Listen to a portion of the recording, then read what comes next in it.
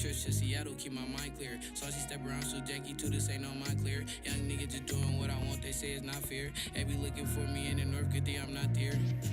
Trips to Seattle, keep my mind clear. Saucy step around, so Jackie too, this ain't no mind clear. Young nigga just doing what I want, they say it's not fair. They be looking for me in the north, good thing I'm not there. I'm too clean, yo bitch, she came and paid me, live her new dreams. I just got the call, I'm on the way, headed to blue cheese. Stuck in the trap, I remember them old days when I had hoop dreams. Now I'm tryna knock me some new feast before my coupe leave. I'm sauced up and in it since a youngin', just a north nigga. Thinking about myself, I had to learn, gotta keep torture with you and step it up. You still hitting the road with Cali Orange with you. My feast from out of state, she like I like pushing the organ with you.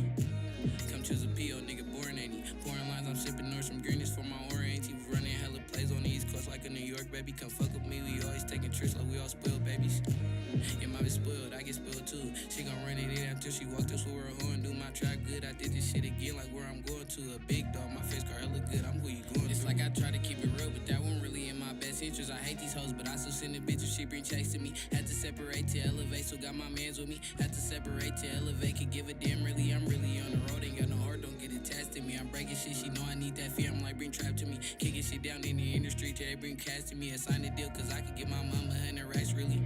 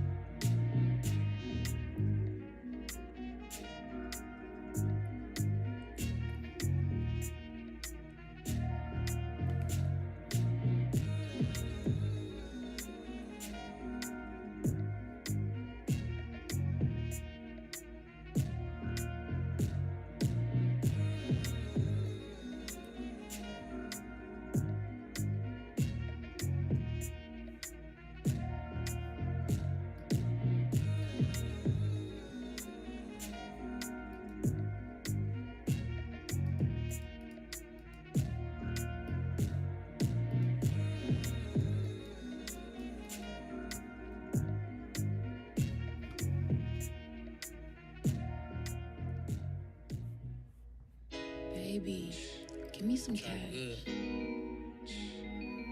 Fuck.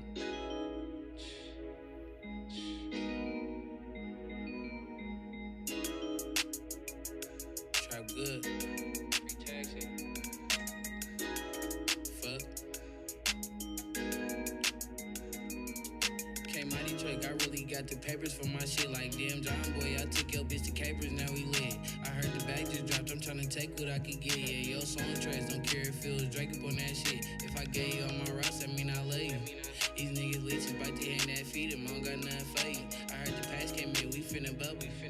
Yeah, I heard the pass came in, I'm out of town, no I can't fresh. Don't take a look at this, my eyes be low as hell, been smoking woods and shit. I ride the boot, the bitch ain't bout her trap, she in the stupid shit. Big roll recruiter, bitch ain't scared to free, don't care to lose a bitch. Big roll recruiter, bitch ain't scared to free, don't care to lose a bitch. If I gave you all my rocks, that mean I love you. These niggas leeches bite the hand that feed them, I don't got nothing for you. I heard the pass came in, we finna bubble.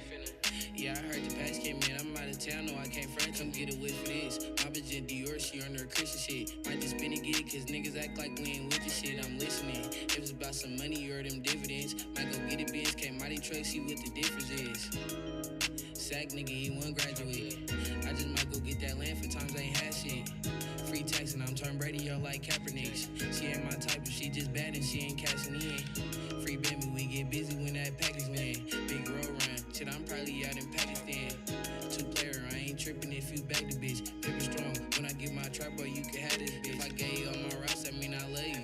These niggas leeches bite the hand that feed them, I don't got nothing for you. I heard the pass came in, we finna bubble. Yeah, I heard the pass came in, I'm out of town, no, I can't front you.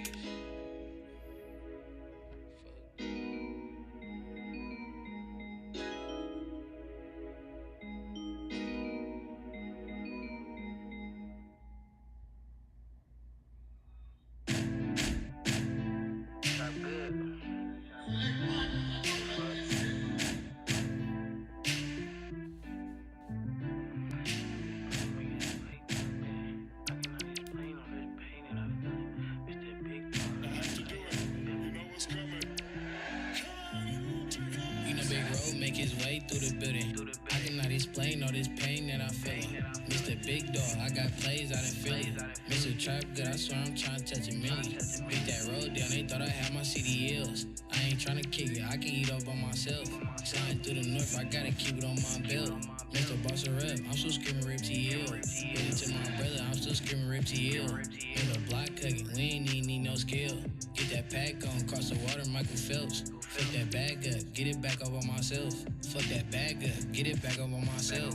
Mr. Trap Good, I get bands up on myself. She wanna fuck with me, she ain't even got no hills. Kinda global now, I'm running plays in ATL. Fuck that bag up, get it back up on myself. Mr. Trap Good, I get bands up on myself. She wanna fuck with me, she ain't even got no hills. Kinda global now, I'm running plays in ATL. You know Big Road make his way through the building. I cannot explain all this pain that I'm feeling. Mr. Big Dog, I got plays out in Philly. Mr. Trap Good, I swear I'm trying to touch a million. Beat that road down, they thought I had my CDLs. I ain't trying to kick it, I can eat up by myself. Sliding through the north, I gotta keep it on my belt. Mr. Boss Rep, I'm still screaming Rip TL. Hey, hit the gas pedal and just keep going. Yeah, you better keep going, don't you never stop. When we ain't posted up too long, we in different spots. Yo, what up, bro? Yo, James, what up, Oos? What up, Oos?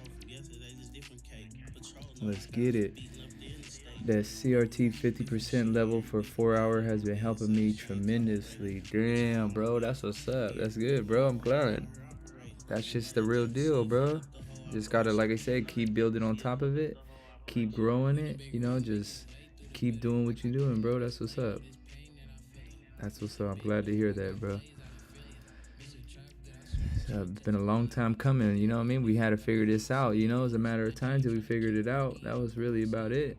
Pablo, what it do? My dude, Pablo. Back to work, Pablo. Get back to the grind. Back to the grind. And I know Pablo had a fun time out of town. Now he's back to the grind. Hey, yo, my bad, Oos. I meant to, James, I meant to make you a moderator. I don't know why I haven't yet. My bad, bro. I just realized that right now. I got you. Yeah, I appreciate it. What it do, though? Let's go, man. I'm a little excited. Let's see if we could catch something today, man.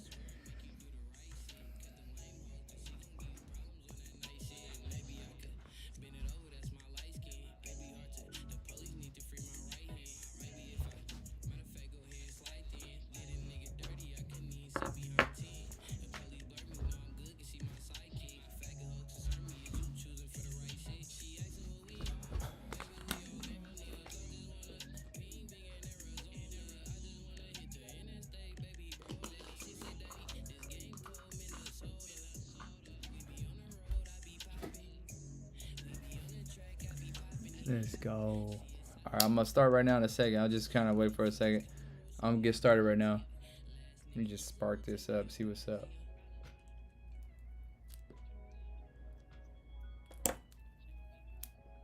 All right, yo. All right. So what I see right here is we're right here on the monthly. So I'm just gonna kind of do a little top-down analysis, Pablo. This is kind of how we do our analysis over the month, from the monthly down to the 5 minute. You know how we do. So I'm just gonna go off of this. We had a CRT here at one point. Did hit the 50%. Did all of that. Never created lower prices. So we still need lower prices here at some point. And also,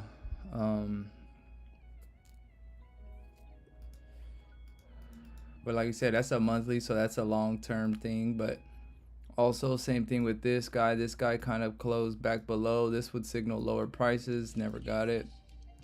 So at some point, if we break these highs, then we start breaking these lows, then that will kind of signal, you know, us start moving down towards these levels, and then these lows that we never created the lows before. But I guess we'll have to see how long that takes.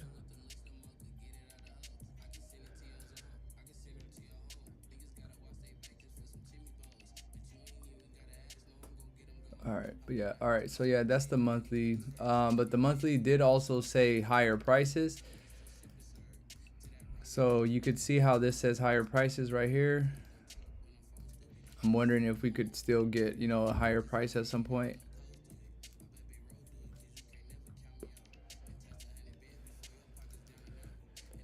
So that's monthly higher price.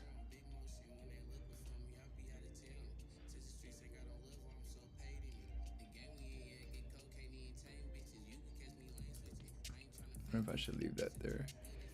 It's quite a while away, but all right, yeah.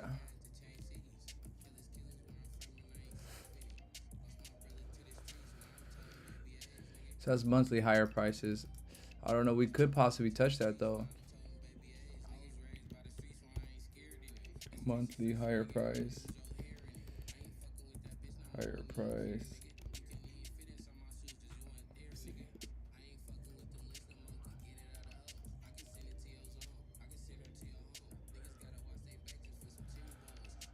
Are we on the weekly? Let's see what the weekly's about. All right, so the weekly. So now the weekly, look at what we have on the weekly. Okay. I see this right here. That's the range of this candle that we're pretty much inside of. So we haven't taken out a top yet, and we haven't taken out a bottom yet. So we are kind of deciding where we're gonna head still with that. But as you could kind of see on this kind of time frame right here, this was a candle. It looks like it did break the high of this, but it also broke the lows and then closed back inside of the range.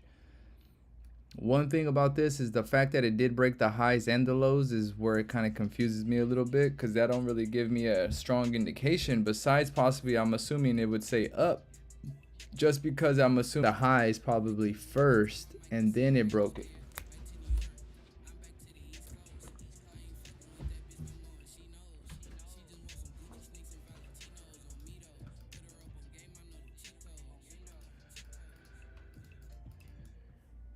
Yo, Eddie, what up, bro? What up? What up? My boy Eddie's in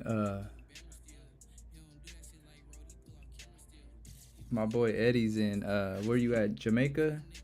My boy's living. Happy to see that, bro. Happy to see that.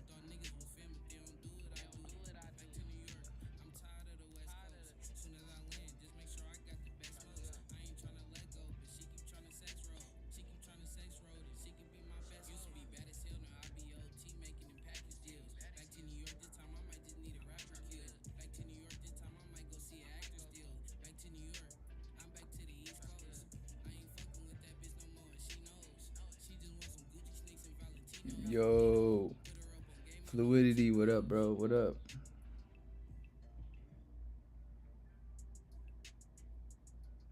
Yeah, I appreciate you guys. Appreciate you guys for watching, though. Appreciate it.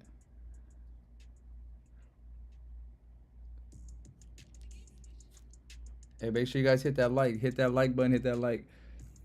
James, appreciate it. James, appreciate it. All right, so yeah, make sure you guys hit that like. Let's get 15 likes in here. Let's get 15 likes. Appreciate it, y'all. All right, but yeah, let me get back to this real quick. All right, so yeah, my boy Eddie though. My boy Eddie's out of town living life though. I'm happy to see that though. Dubs, dubs, dubs. Let's get it. We are pushing up though. Let's see where we're gonna head. But yeah, like I was saying, Kay, this looks like a range right here that we did break below and we closed back above. So it does look like we're back inside of this range right here. So I'm wondering if we could possibly start targeting maybe the 50% of this level, if not like the 75% of this level, and maybe start looking for a possible maybe buys up to those levels and stuff. But this is obviously on the weekly, so this is still 3 more days left and still a while away. But this did break these lows. It does signal and it flipped bullish, so it does say we are bullish right now. So let's see. That's on the daily. Let's see what the daily's like. James, smash that like. Appreciate it. Appreciate it.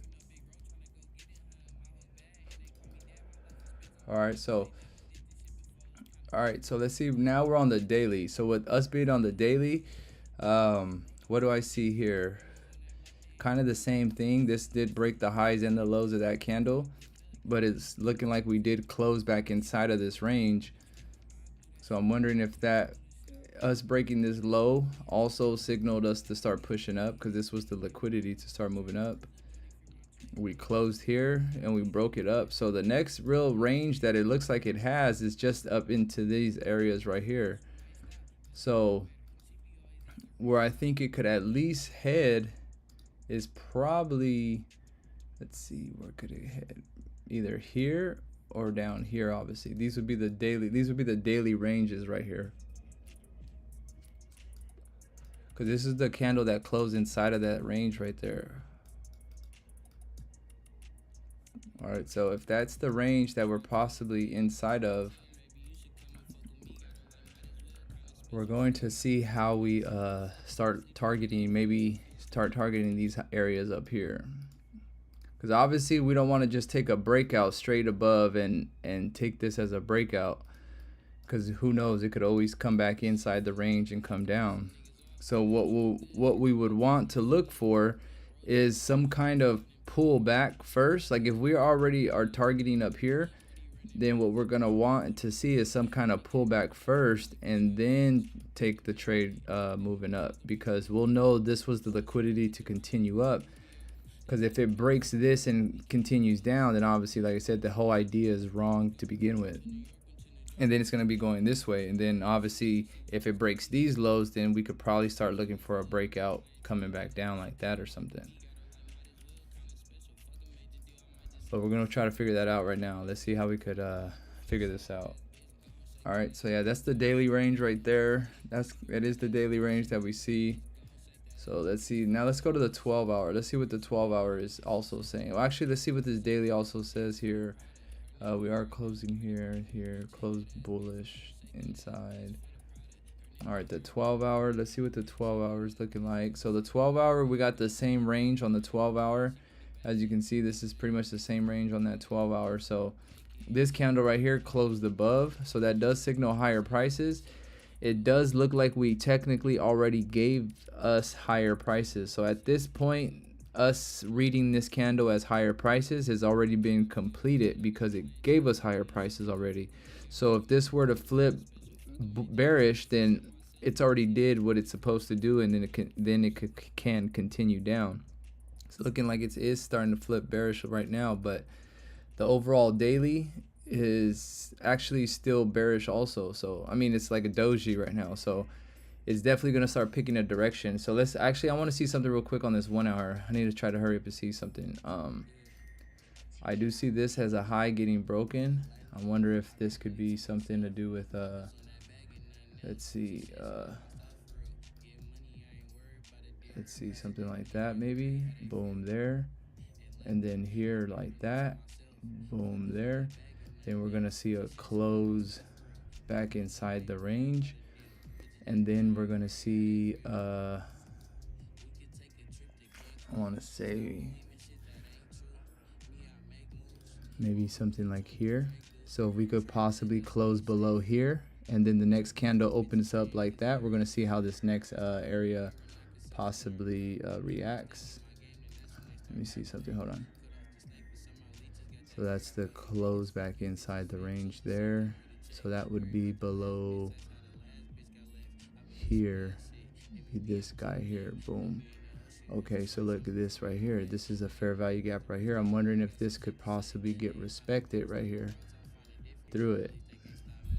I think this is an area that could be hold on, it's not loading right. Let me refresh.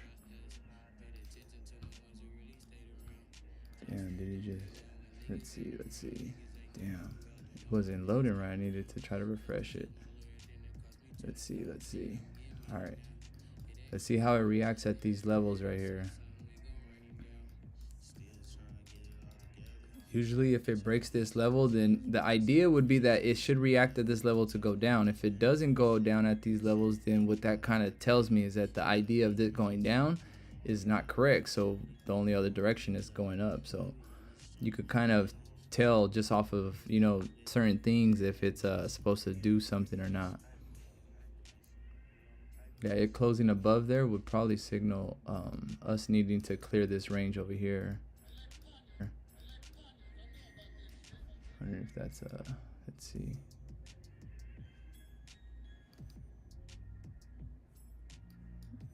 Ooh, damn, did it just react right there? All right, so let's see, it broke that low, and then if anything, it's gonna need to start working its way down to this low right here. But if it, I think if it breaks that low, then it's going to need to start coming back towards these areas. James, yo, appreciate it, y'all. Damn, it did react at that level though, perfectly. But it did. What I didn't like about it is that it went way up there. I would have wanted to react better at that level, and now it tapped that level there. So this is what I was saying too, is that if it wanted to go up, it would have had to break this low and then this low. So now I'm thinking if it wants to move up, it's gonna have to move up from here and then move up like that.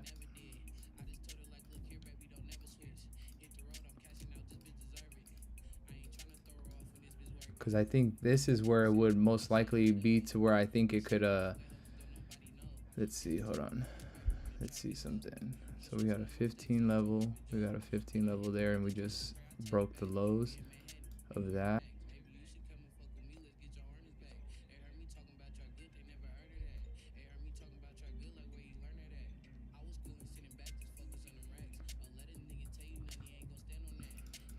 All right, hey, give me 1 second. I'm gonna go get something to drink real quick. Give me 1 second. I'll be right back.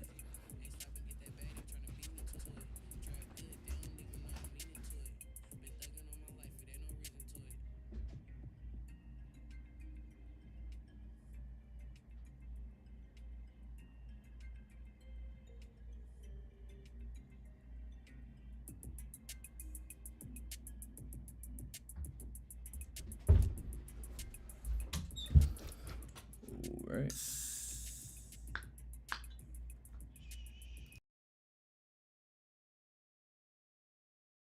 Damn, that thing moving right there. There it goes.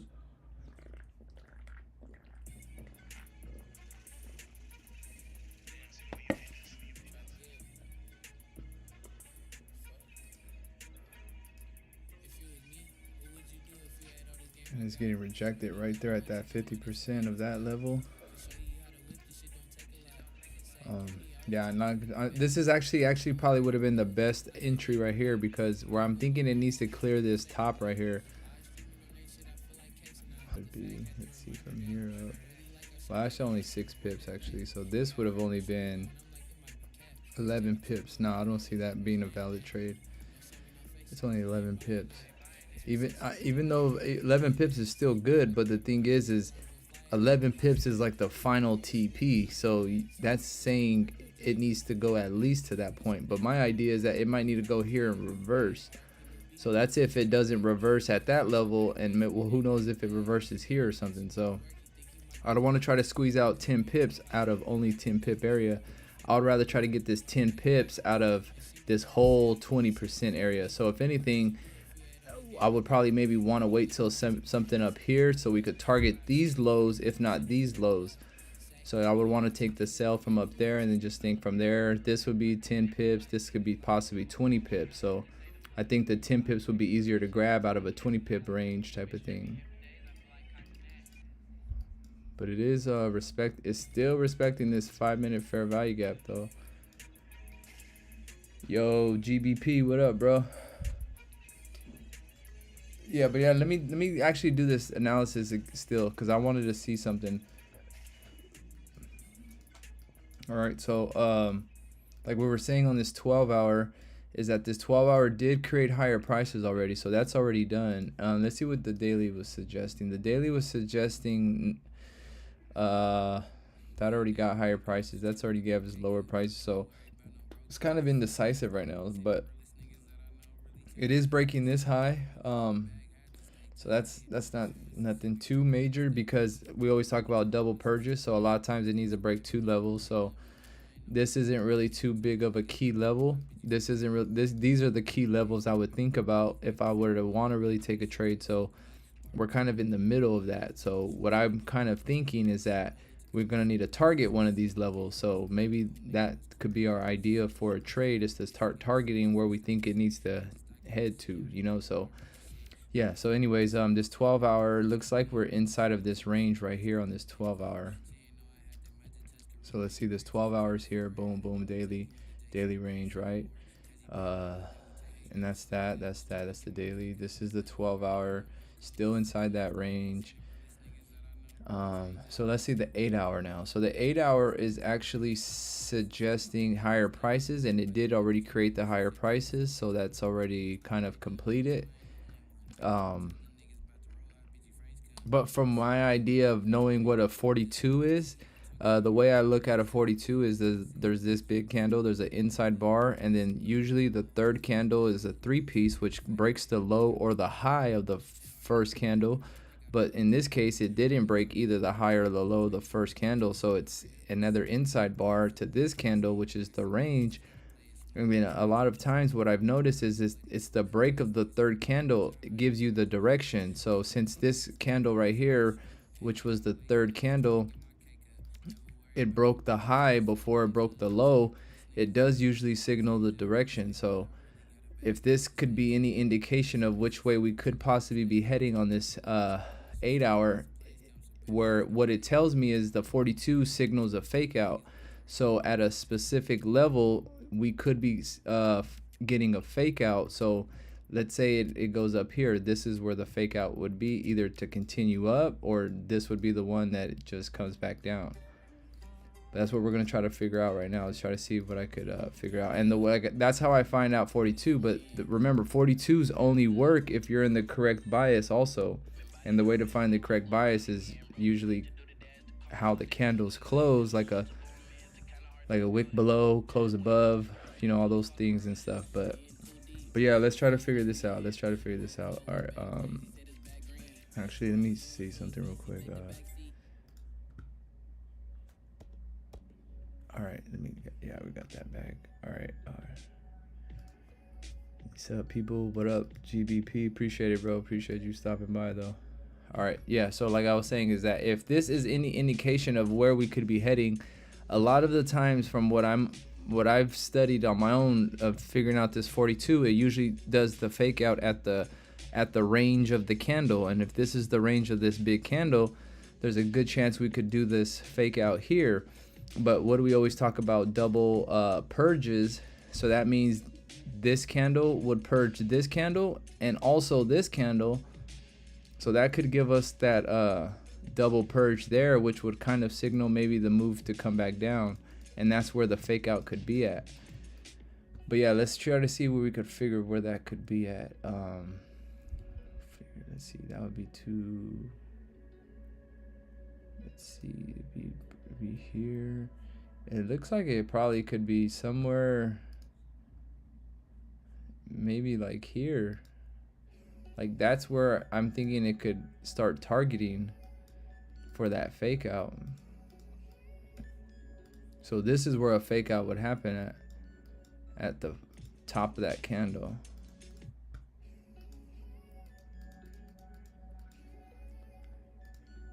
But remember, we don't just go straight up. We have to somehow grab liquidity. So if there's a range here, could be somewhere where we swoop up to go target these highs. And that's what we want to try to look for, is this trade right here. We're going to look for that drop down, because like we say, is that if we are looking for this trade, we know it shouldn't go any lower than this. So if it goes any lower than that, then we know this wasn't the trade we thought it was, and then we should just start looking for the next setup, you know. And that's kind of how I protect myself from getting it wrong, especially if, let's just say, I'm in a losing streak or something, and if I just end up getting 2 or 3 in a row wrong or something, at least I know I'm okay if I get 2 or 3 in a row wrong, because my stops are usually very tight, less than 10 pips as where I try to aim for. So, and then like I said, one of my wins is usually 40 pips, 50 pips a lot of the time. So, you know, it's easy to get it back. It's like ammo, I guess, you know, you got to make sure you use your ammo wisely.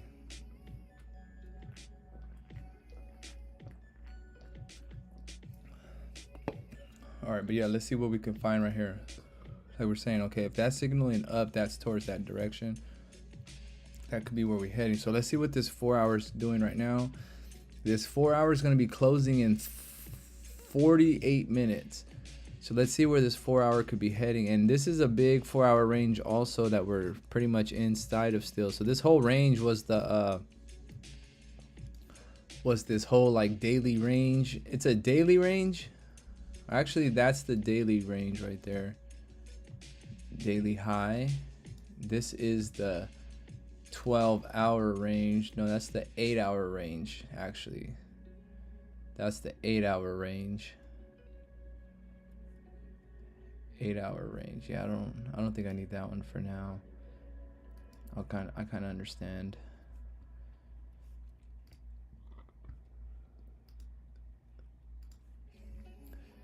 I want to kind of use this fib. I want to see what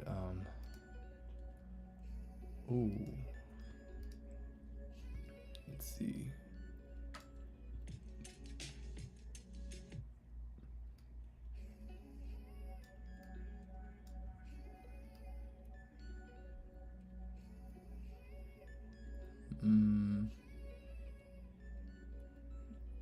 Oh yeah, that's more like it.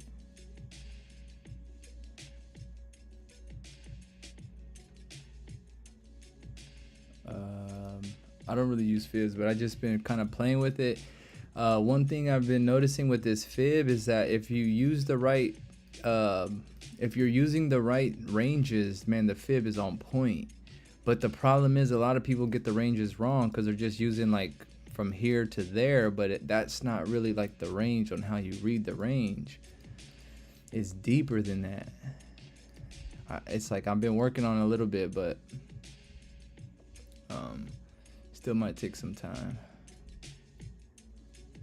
So let me see something.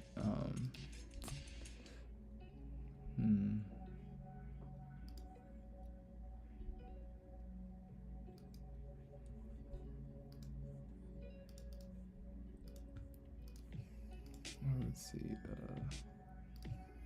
That's the daily range right there. So what I'm trying to figure out though is where these ranges are at. Because like I say, from what I understand is that this becomes a range here, and this is where we're pretty much trading inside of. So I'm wondering if that is the range after all, and these are just liquidities inside of that range, because this is the 8-hour actually. So let me see the daily one more time. The daily might be that, so that might be there. So in reality though, it might be this range.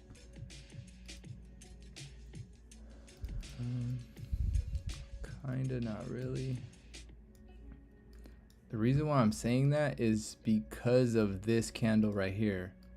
This candle right here, everything's closing inside of that. So as you can see, when we did wick up, we did close back inside that range. And I bet you if I were to look into this right here, I'll probably find that model 1 in this area, because that would also be the 4-hour liquidity. Because look at this, was this candle. But this is where I say, okay, so since we did go to the top of here and then we went all the way to the bottom of there, we did swoop down to the bottom. Now I think this became the new range, which would be this guy. So that does make more sense now. So now I think this would be the range that we are trading in on this 4-hour. So yeah, that would be the 4-hour range.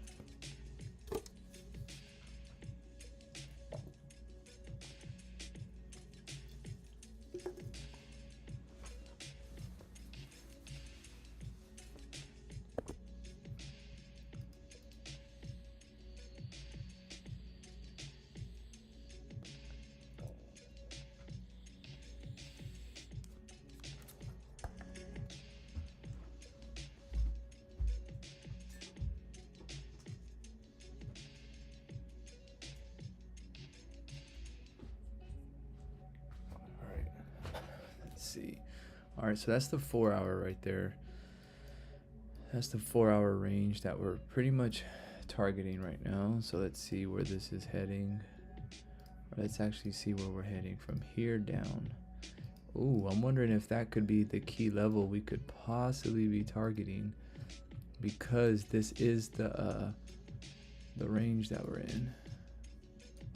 And the only reason why I use this fib is not even because of probably what you might think I'm using it for. I use it just as a measuring tool, because I understand things target the 75% levels the same way I understand things target the 50% level, which is this 50% level of this candle, which is why if you look right here, we did get rejected at least one time before we did move above it, close above, then we wick below back again. Oops. And that's where I'll say though is that this wick right here is letting you know that that 50% is a reaction level. So even though it didn't break by, like it didn't go back down to this level, what this tells me though is that this 50% was correct.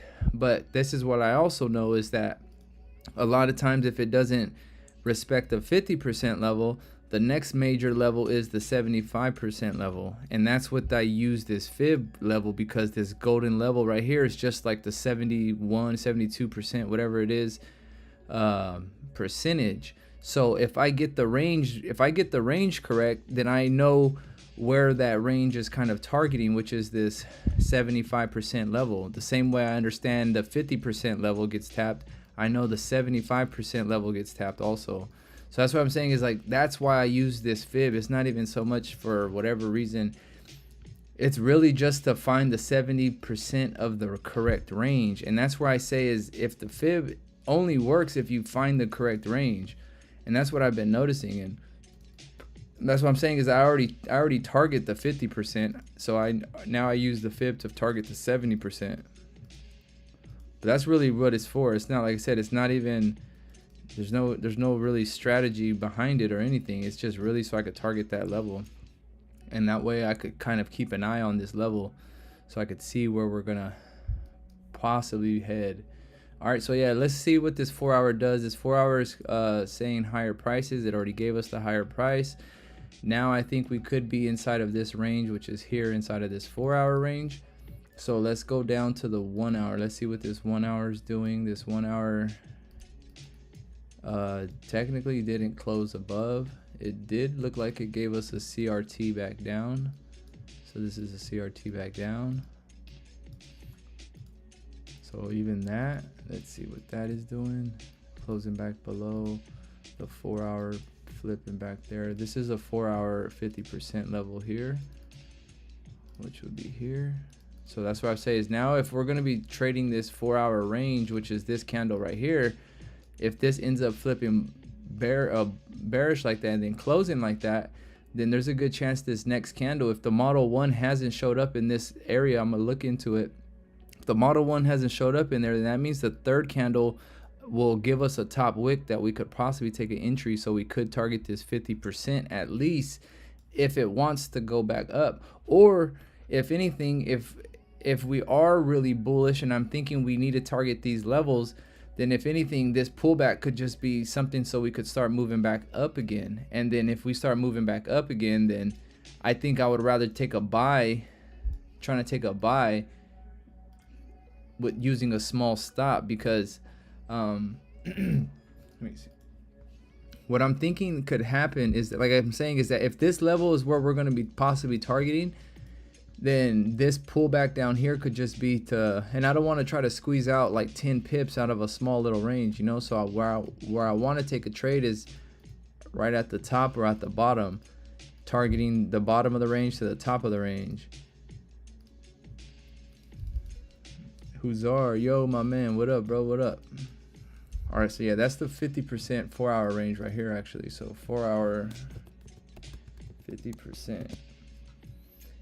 Oops. 4-hour 50%. But yeah, that's why I like this 4-hour. Like I said, a lot of times it targets those levels. So at least give it, it'll at least give us a tap. The same way I was saying about this level right here being the 50% and it getting rejected.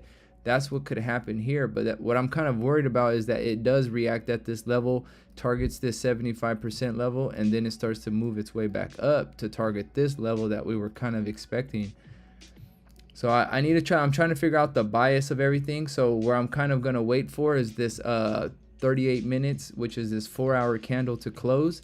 So how this 4-hour candle closes will kind of give us a direction, not for sure, but it'll give us an idea that if we close below, that usually signals lower prices. So if lower prices, then it kind of goes back into confirming that this 50% level could get tapped.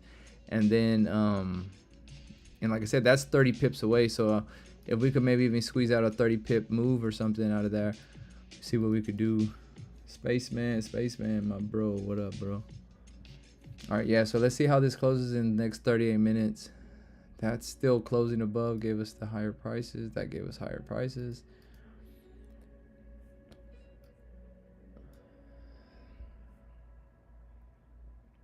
So let's see.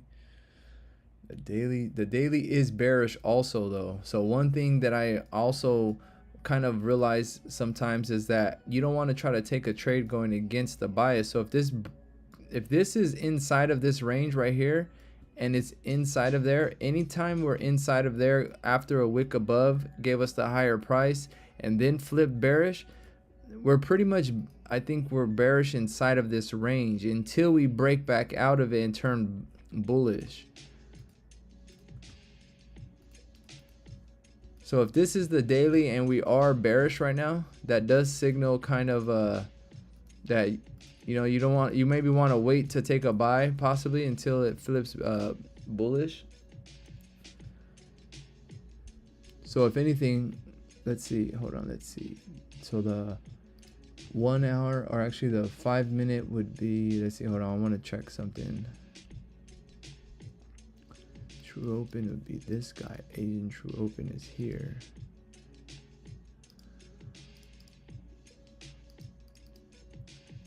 $19.30 is, let me check something real quick. Yeah, what's up guys, hope you guys are doing good. Make sure you guys hit that like button, hit that like and subscribe, please hit that like and subscribe. We stream every single day, so make sure you guys are tuning in every single day. 7 true day open, 7:30, so it's us at 4:30, so 4:30, no, at 7:30, so 7:30 would be 19:30. Yeah, 19:30 would be this thing right here. 19:30 would be here. So what, if anything, Asia, true open, Asia,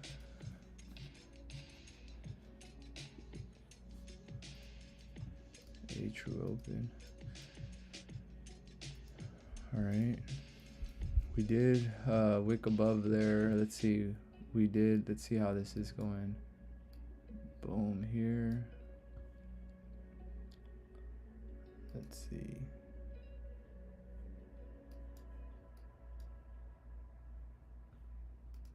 Oh, damn, there it goes. It's starting to move. 19:30, which is that guy right here. All right, boom. So we have 1 here. Then we have 2 would be here.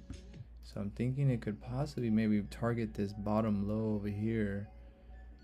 Damn. Old timer, all-time subscriber, always, bro. Who's our? I remember my day ones. I appreciate y'all. Appreciate it. Make sure you guys hit that like though. You know what I mean? Come on, man. This thing is starting to move though. And also one thing, I don't know, this maybe this you guys don't care about what I'm saying, but this is also something I've learned too, is that okay, there's a thing called New York True Open, there's an Asian True Open, there's a London True Open. So at a specific time there's like a True Open. So the True Open, from what I've learned from the person I learned it from, the True Open is at 1930 New York time. So what happens is, what they say is, if your True Open is right here at this which is this red line that I put, if you're above the True Open, you're looking for sells. If you're below the True Open, you're looking for buys. So at this point, when the True Open came about, we were technically at this line, we were above it. So what it says, technically learning from that, is you should be looking for sales at this point. But now that we're underneath it, obviously it should be the opposite. But that's the idea though, is if you're above it, you should be looking for sales. But now that we're below it, look, it explains kind of why this could have been the move right here or something.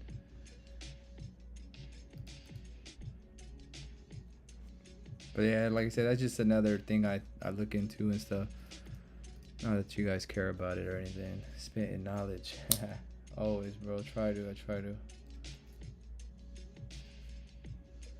Well, please describe New York True Open, Japan True Open. All right, look.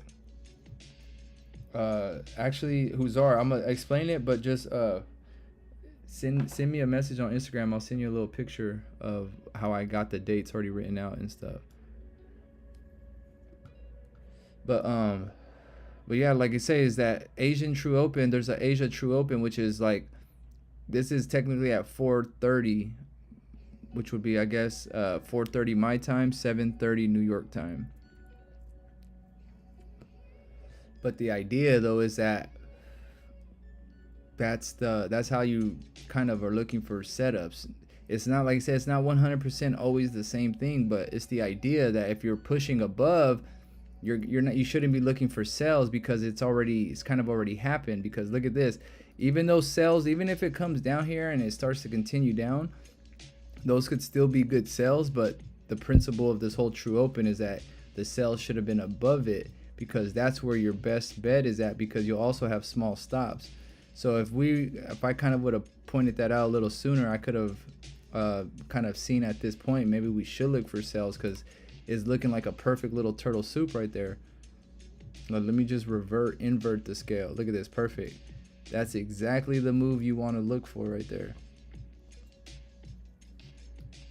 Look, boom, boom. This is like they say, a head and shoulder perfectly. That explains exactly why it did move the way it did. And that's why I say it needs to probably target there, because this would be the range that it's in. And what happens is it does the same thing. How you see this is sticking his little feet out of here. What's going to happen is that it's going to create a little range somewhere up here. And then that's where it's going to decide either to continue up and go up, or then continue back down into this range. But it makes sense. Like I said, now that's the thing too, is that it's a little bit harder for me to identify it upside down, because I like to look at it through buys. I'm better at identifying it through buys this way. But like I said, when I see it as sales, it just doesn't look always as clean. But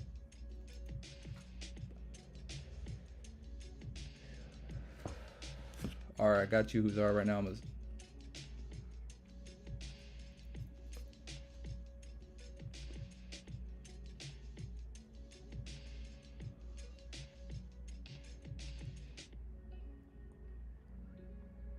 Yeah, give me a second.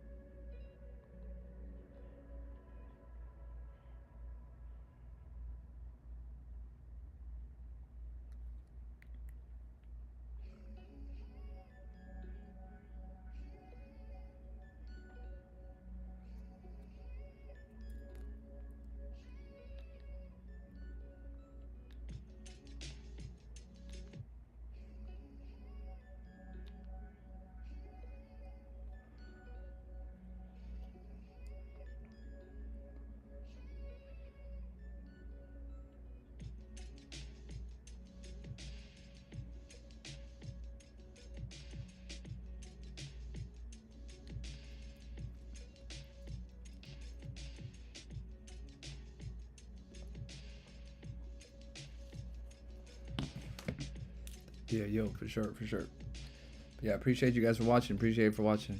Damn, this thing is moving though.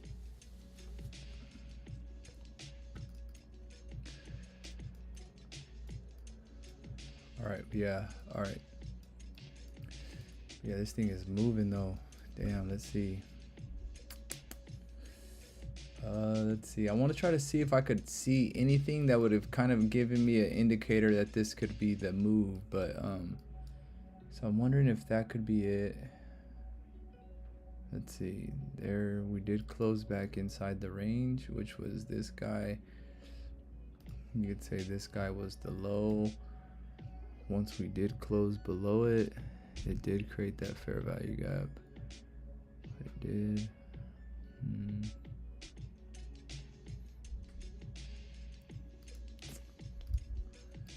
Yeah, I don't really see nothing that I could like really identify, but it does look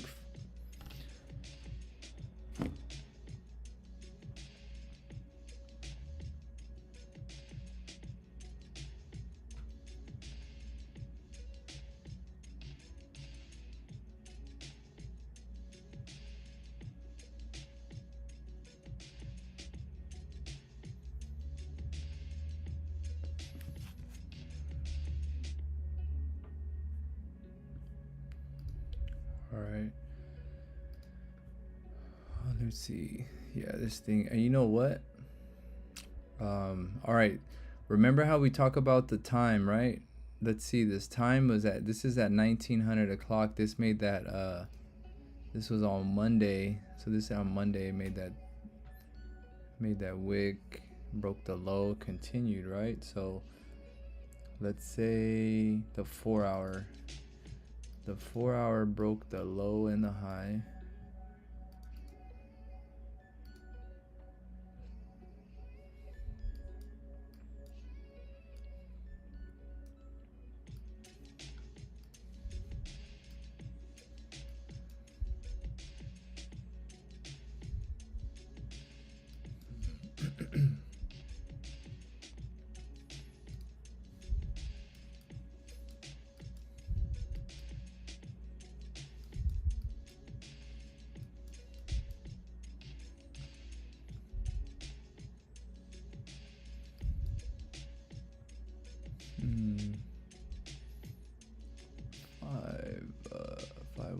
Five one. All right, yo. All right, let's see. Yeah, that thing is moving though. Let's see. What do I?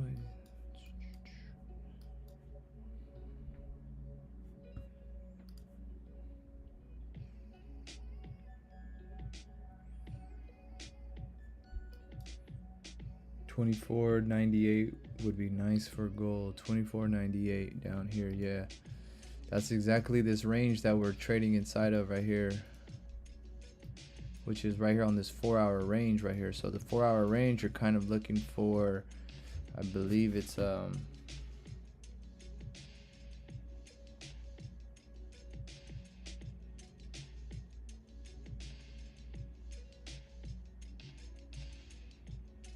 15-minute. So you should be looking at the 15-minute. So the 15-minute is making this range right here. Let's see. The 15-minute broke above, closed back inside the range. Let's see what this 5-minute does. I'm wondering if this could be an area here.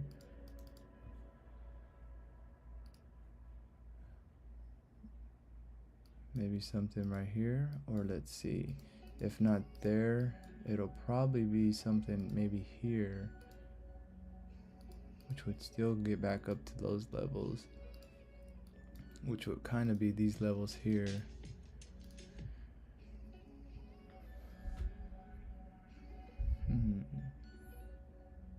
But then again, that is the one. Let me see something. Here's the.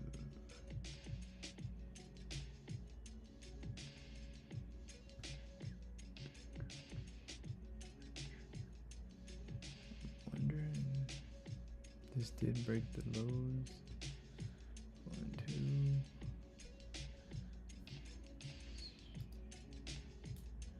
5-minute, 15, 30-minute. Ooh, and look at this thing now. All right, so look, this is a whole candle range right here. Looking like we did break those lows, and then we did just break those lows, and now it's kind of flipping back into that range right here.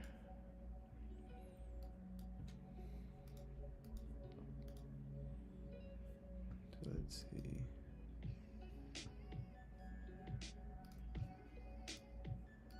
Yeah, all right, now I wonder if that could have been it, that rejection right there. Actually, that is the what we talk about, they call it the, I believe, like the breaker.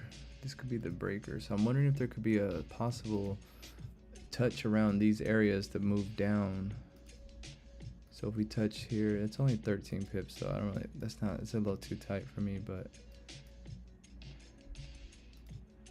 I would have obviously rather did something from up here, because the perfect stops would obviously be just the top of that candle, but it's a little too tight too, where I don't think it would be valid to where, like, just to be on the safe side, you would, I know up here most likely if it breaks these highs, then the whole idea is completely wrong.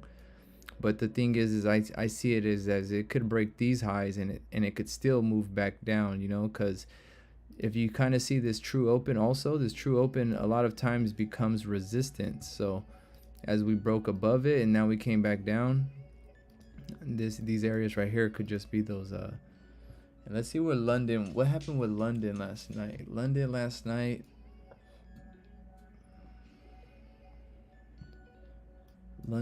night, was at 1 a.m. So Monday,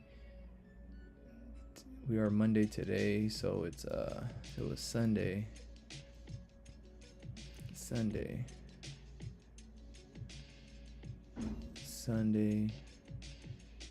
So this is midnight right here. This is the high on Sunday, and then this is the low on Sunday. So this is the high and low of Sunday right here, pretty much. So we already took out the highs of that and the lows of that. So it kind of makes sense too, where we do a lot of times tap like the last night's highs or the lows. So I'm wondering if this could be the last night's lows, which is also lining up with this range that we're inside of. I'm wondering if this is where we could start targeting these areas up here before we do get a rejection. And these levels down here are at the 2500.4 levels area. So that's still what, 40-50 pips or 60 pips away. So if there's any way that we could possibly try to find some kind of top wick that targets these highs one more time and then move it down, because the idea is that there's going to be 3 candles, right? Because we talk about like this being on a bigger time frame. If this is one candle here, there's going to be a manipulation candle if this is not already it, and then there should be another third candle, and then the third candle should be the one that drives, because that'll be like the AMD, the accumulation, manipulation, and then the distribution, which is the DR, drive range liquidity, DRL, the drive, the range, the drive, the liquidity, and then the range, or whatever, however, yeah, you know what I mean. But yeah, so that's what we're saying though. But that's the idea too, is also what I understand is that the model 1 should show up in candle 2 if this is going to be the high. So if this doesn't show up the model 1, which I was trying to look for and I don't really see it showing up, what that does kind of tell me though is that if this is going to be one candle right here, this right here could be the top wick of this next candle, but then that means the next one could also make another top wick that before it comes down. So depending on even how high it needs to go, but it's going to create what we're going to be looking for.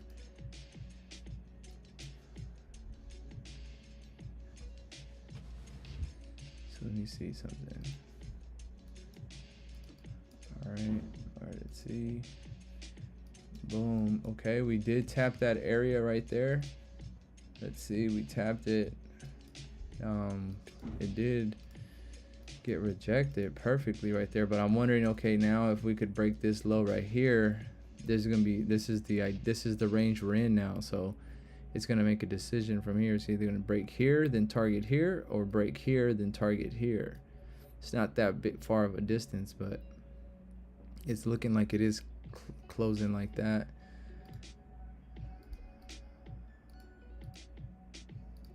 All right, that made the bottom wick. All right, and let's see how it like, this is kind of like this did break the lows of that, so now I'm thinking if that could flip back bullish, it could start targeting these highs, because it just broke this low over here and flipped. So if it does, then it could start targeting these highs, but if it breaks the lows like it's doing, then it's going to target these lows. But what I'm trying to do is I'm trying to find the bias right now. So when I find the bias, it'll be because all of the ideas that I'm talking about start playing out, kind of like this idea. So that's where I say is like, if this plays out, then that's what tells me though is that this is the bias is more bullish this way. So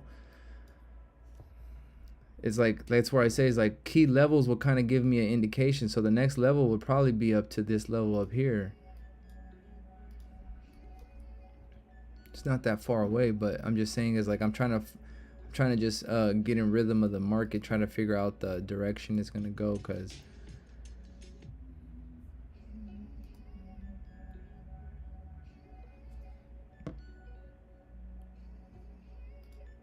let's see.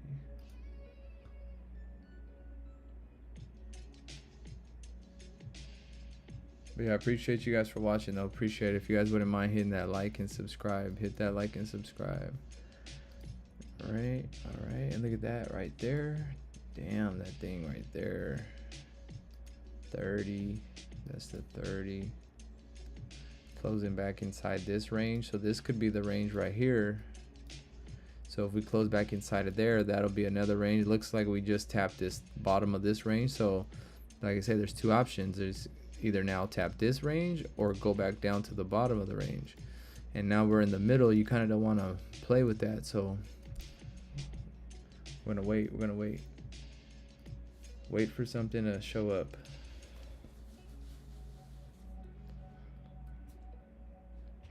Yeah, I appreciate you guys for watching though.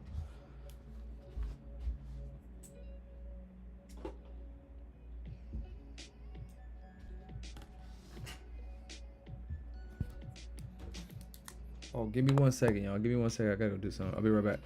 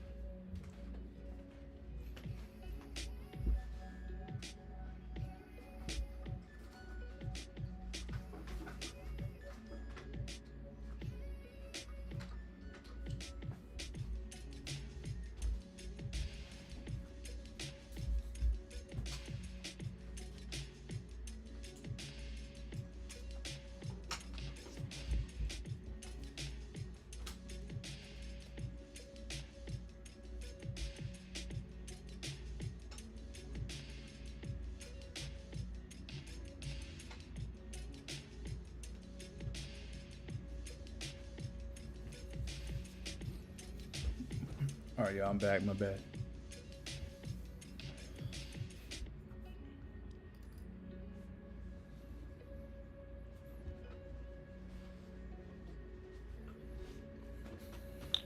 Damn.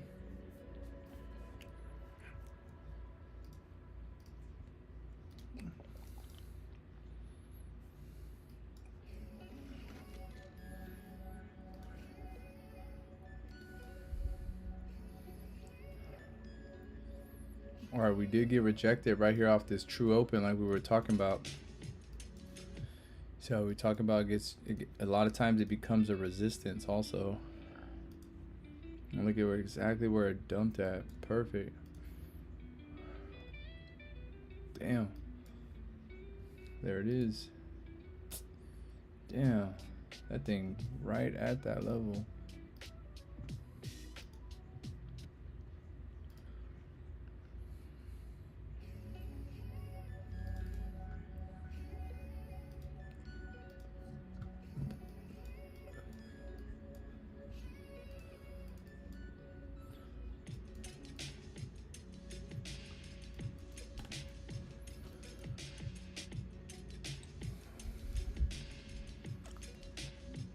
Say 2100 o'clock. Let's see what the one out 2100.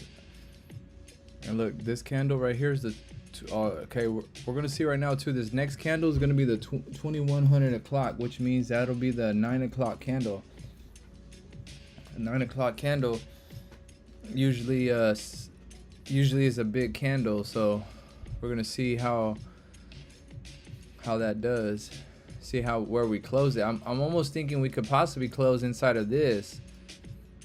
So if the next candle opens up, then we might need to target this low or this high over here.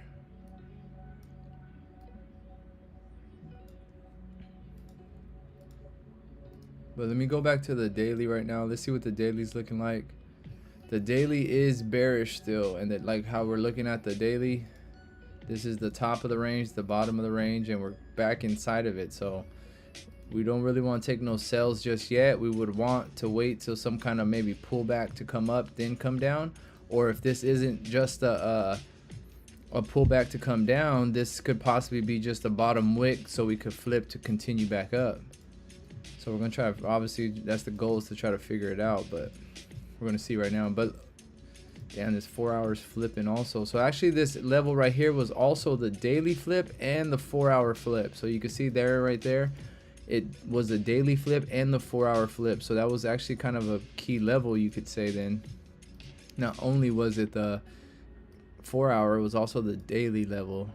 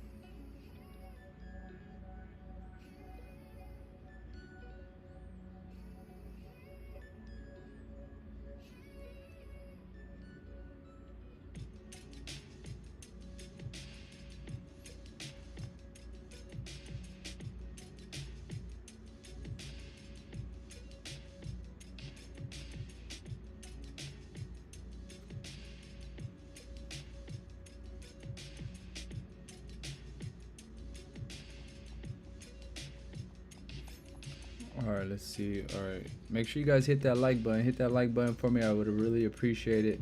See how many people we got watching. We got 13 people watching, and let's see how many likes we got. It says we got 18 likes. Hey, I appreciate that. Let's try to hit 25 likes. 25 likes, y'all. Appreciate it. Blandy, appreciate it. Yep, appreciate you guys for stopping by though. Always appreciate it. Damn, this thing is pushing down a little bit. All right, let's see this 1 hour. This 1 hour is moving. This, like we were saying though, we did want to wait for this 4 hour, 1 hour to close right now, because this is giving a lot of information though. This is signaling lower prices. So, and it's also targeting this 50% level. So I'm wondering if that could be the next candle we maybe target, where because this is one thing I see right here. So wherever this candle closes is at this bottom of this candle, which is right here, is most likely gonna be at least the low that we need to target if we want to go up. So this right here will kind of indicate that we need lower prices. So at some point, I think the next candle will open up on smaller time frame, maybe a top wick, target these some kind of high up here or something, then move down, break this low, and it could either target this 50 or just go straight from there and then move up after that, just to come back up, and then we'll worry about this 50 at probably another later on or something like that.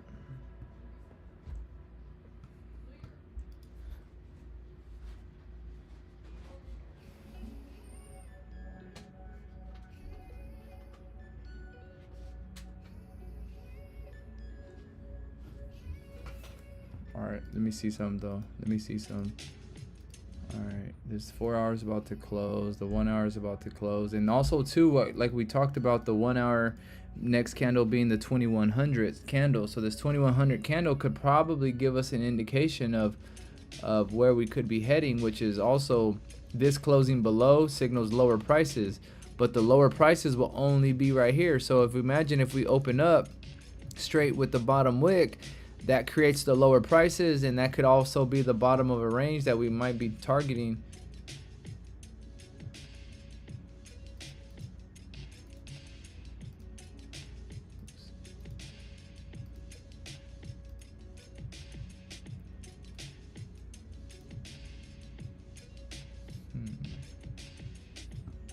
All right, this broke the low, but this never broke this low right here. So I'm wondering if this does move up or this closes like this. Now let's see how this candle right here reacts. I think this could react right here now. So this is going to be a range that I think is going to either close inside of. So what I'm saying though is that the next candle is going to give me a possible break above here, and then either target this low. It'll I didn't really.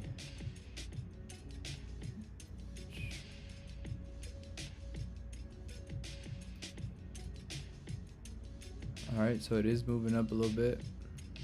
Let's see.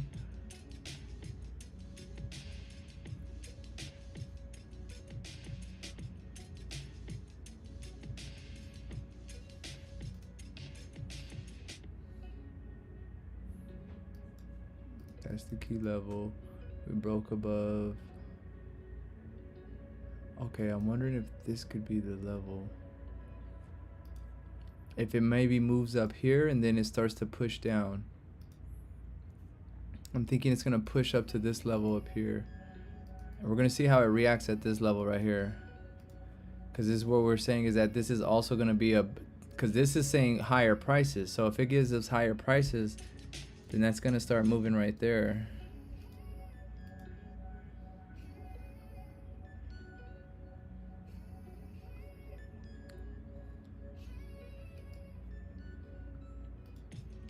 All right, let's see. All right, let's see.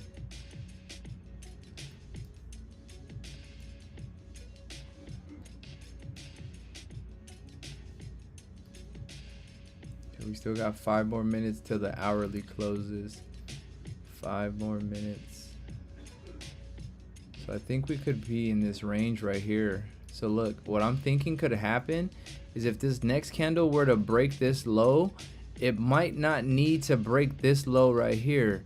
Meaning it could just break these lows, and then after that it could start moving up. And that's where I think if we want to maybe look for something,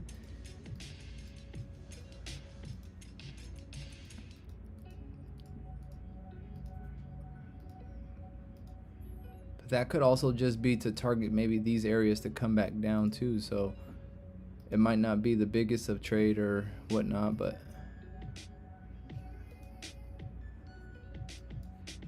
because like I was saying also is just understanding about like the days of the week. As like Sunday happens, this is Sunday, and then Monday happens, and then Tuesday, then Wednesday, then Thursday and Friday. So as the weeks go on, the ranges get bigger and bigger. So that's where I say too, as like, it's like almost like, think of it like a tornado, you know. It's like it opens up little by little, and it's just the lows getting hit, the lows getting hit, the highs getting hit, the lows getting hit, and creating a bigger and bigger range, which is why by Thursday, let's say we're Thursday around these bigger parts of the range, which is why the move is bigger on a Thursday compared to like a Sunday or Monday, because the ranges are only so big still because of how much they're getting created. All right, yeah. So that's what I'm thinking right now. We're going to see how this closes right now. It's going to be closing in about 2 minutes. Let's see how this closes in 2 minutes. I'll be right back. Give me 2 minutes.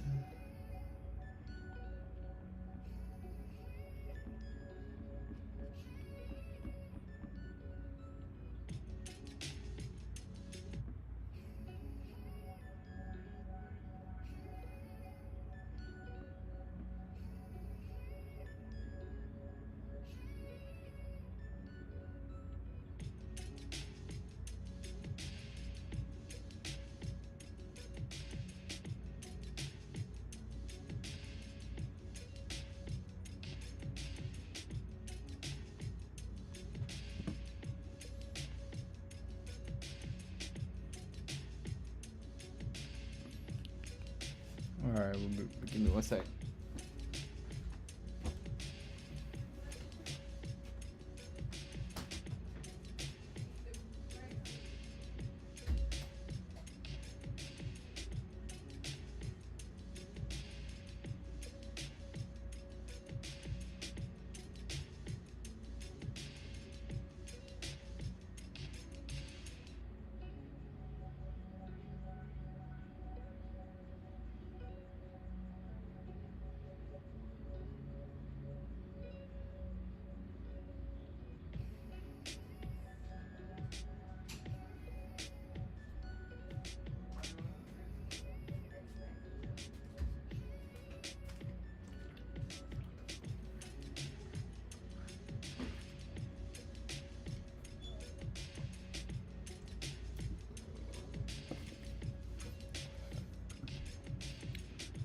All right, let's see how this hourly closes right now. This hourly is gonna be closing right now, so it's why I always say too, the time is important. Look at the time that we are, 2100 o'clock. So a lot of times this 1 hour candle usually makes up a decision around this time, because this is, I believe, also the opening. Let me see. If you guys don't know either, forexfactory.com has this little chart at the bottom. It gives you a little idea of when the sessions start and stuff and close, and if you ever have questions about, like, obviously new traders, a little bit newer, if you ever need that help with that, lets you know. So we're still in the Sydney local whatever, but we're starting this Tokyo, and it starts, Tokyo starts 5 a.m. my time. That is not correct, because 5 a.m. is not my time. I gotta switch that, but I already know when it starts anyways. But yeah, look at this 1 hour. Oh damn, look at that. It just did it exactly what we kind of wanted to happen. Damn it, I should have been paying attention. That's my fault. You see how fast that was? That's exactly what we would have wanted though. Damn, look at that. Exactly bounce, perfect bounce. And that's where I was saying though, this becomes the range right here. We end up targeting the previous range before that. We need to sweep it. Now we're going to target this top of the range. So now I'm wondering if this could target this top of the range. Because look, this is kind of what I see right here. Let me see something real quick. We never came in and tapped these, we never like made that entry that I always like to see, which is usually this 5-minute fair value gap. So we did tap that, but we did break above it. So that's why I don't like that. But let's see, this 1 hour, it did create the lower prices already though. So let me see. Oh, let's see. And that ends up becoming a 3-piece like we always talk about. Remember how we talk about a 3-piece, the inside bar, and then it sweeps the lows, and then it goes up to the top.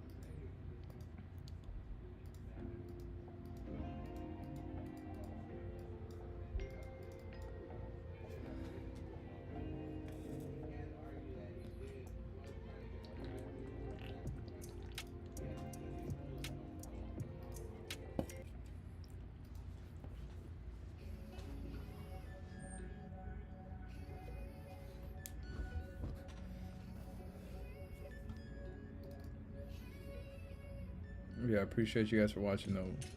What up, Clark? What up, my boy? Damn, look at, there it goes. Tap the top of that range. There it was. Exactly to the top. 3-piece. Holla at your boy, 3-piece. Getting in rhythm a little bit, little by little. So, all right, let's see how we keep this going. Let's see if we can keep this going. It did hit those highs. I mean, it hit those lows. So what happens is it usually targets the second high. So if that's the first high, the second high would be right here at these levels, which is going to be these levels up here. So I'm wondering if we could possibly, this is going to be a breakout. I'm thinking this is going to break out to this top of this range up here. And that's where we would have wanted though, because look at our entry would have possibly been there, our stops would have been very tight, and then we would have targeted this level, probably went break even here, and then like we're saying is this would be the next level we're targeting, which is going to be probably here. Because what I've noticed a lot of the times is when you're on this like smaller time frame, as you can see, this is like the range 1 on this. This is just like one range here, and the next one is up here. But if you were to consider that range 2 on a 1 minute, there's probably 4 ranges in there. So you'll probably still see 2 more ranges in here somewhere. So you'll be attacking the second range, which will be this one and then this one. So you won't. That's why I say is when I look at a smaller time frame, I look at the time frame and then I look at level and then that's just where I see it on the 1 minute. That's where I kind of say is a lot of times it targets the. This would be the level, the range 1 right here, and this, well, it's either going to be this high right here, but I'm thinking it could be this high right here.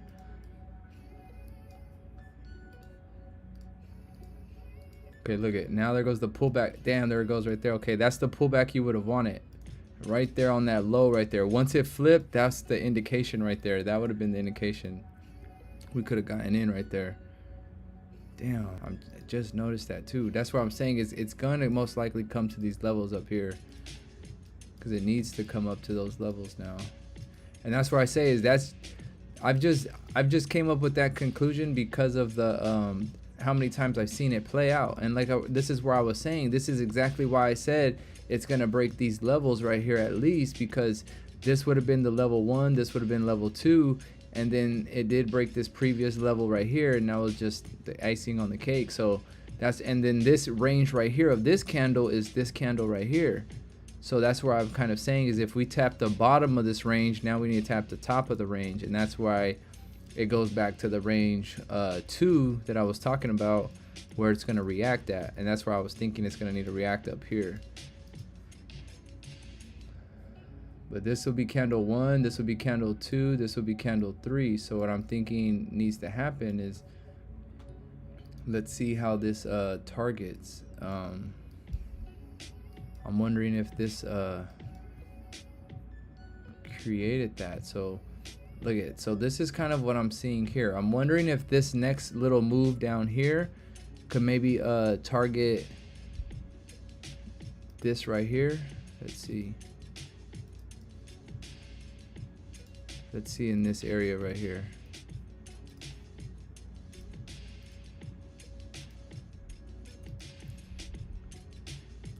So I think these areas, because yeah, this will be the low it needs, and it's going to tap the area right there, I think. It's going to need to come. That's why I'm thinking it's going to need to come into these areas here. That's right there. Boom.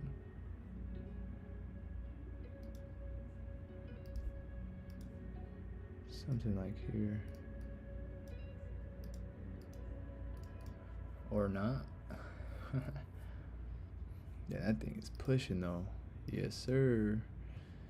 Yep, look at, okay, level 1. That was the 5-minute break. Let's see how many pips is that. That's 2-3 pips off. Oh man, look at that. There it goes. Okay, look at, now it tapped that level right there. Okay, now the move starts to happen now. Like I say, that's part 1 now. Lassie, be back after the gym. Let's go, Lassie. Get that grind in, bro. Appreciate it, bro. Appreciate it. Oh, damn, that thing rejected perfectly though. Right off that level. And the way I kind of had it was because this candle right here is the one that broke the highs out of this whole range. So that became the order block. And that was exactly where we bounced off of. But like I always say, is that if we bounce off of there, the move back down is usually just like a pullback or a quick one. It's not usually the move to continue down. If we continue down, it's probably going to be the move that goes up to that 50% line, which is kind of also going back into the mode of, look, I kind of see it a little better right now. I think this could be possibly the move sometime coming soon. Is that this is candle 1, this is candle 2, and then this will be candle 3. So what I'm saying is that on one of these candles, there's probably, or actually it's this candle 3, it's 4 right here. Oh, you know what? Damn, I wonder if that could have been the move then, because what we always say, another level to this, a layer to this, is that we target the openings and closings of these candles. So you can see the second candle, which is this opening right here. Look at where the wick exactly went to, where it got rejected at. It went exactly to the opening of the previous candle, and vice versa. If it's the other way, it'll be just if it's a green candle, you're going to the opening down here. But that's where I say is a lot of times when it gets rejected, is it goes to the opening of that candle or the candle wick over here. So there's two options, but that's where I had figured out what usually happens is that this third candle goes as high as the model 1. If the model 1 doesn't show up in this candle 2, which I don't believe it showed up yet, that's why the candle 3 happens and creates the model 1. So I'm wondering if this could possibly go up to these levels up here, which kind of goes back into what we were talking about earlier, to maybe give us this top wick to reverse back down. But then now I'm kind of looking right here, we're back in this range. So this candle becomes the range. Because look at, we wick below it, now we're back inside of it. So I'm wondering if this could be something. But let me go to a smaller time frame and try to see what I could see. Let me see something. But that's kind of what I'm looking at. This might be like a candle, like, because remember it's the AMD situation. So if it's AMD, it's like accumulation, then this is going to be the manipulation, which is possibly that top wick, and then this third candle will be the continuation. And that's what I was saying, because I'm trying to figure out how high does this candle need to go. But from what from my knowledge is a lot of times it needs to go to like the 50% of this candle at least, but it needs to create like that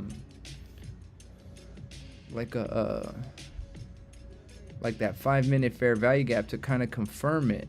Even though this was the one way down here, but look at, we blew right through it, so that wasn't the move right there. So what I'm thinking could possibly happen is that if once we come into these areas, we could probably close back above it one more time, maybe even breaking these highs, and then that's where you'll possibly see the model 1, and then maybe there could be the top wick to continue back down.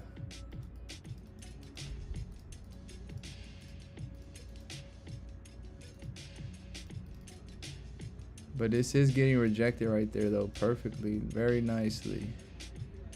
Damn, look at that. Boom, there it goes.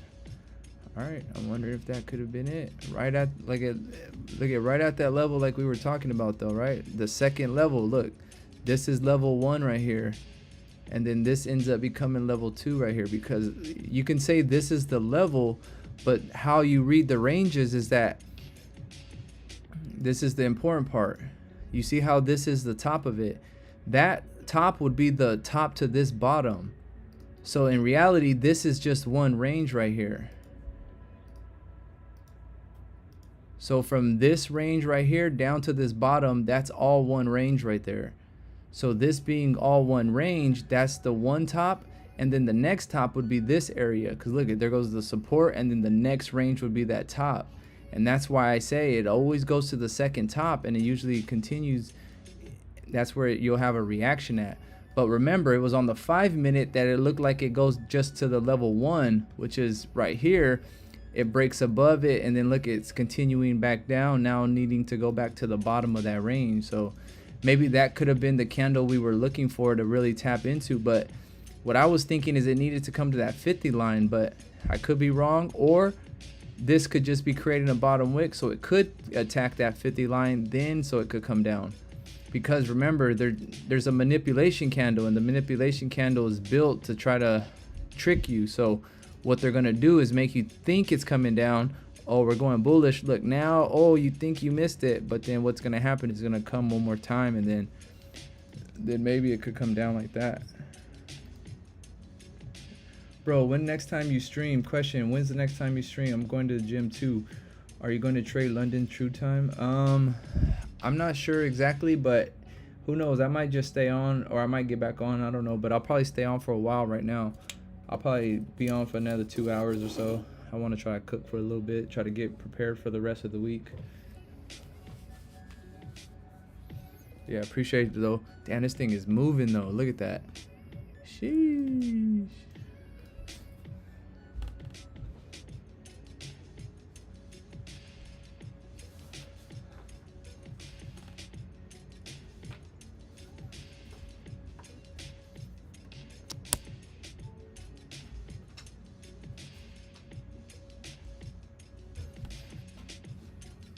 Damn, that thing moved. Look at that. How much did it move? Let's see.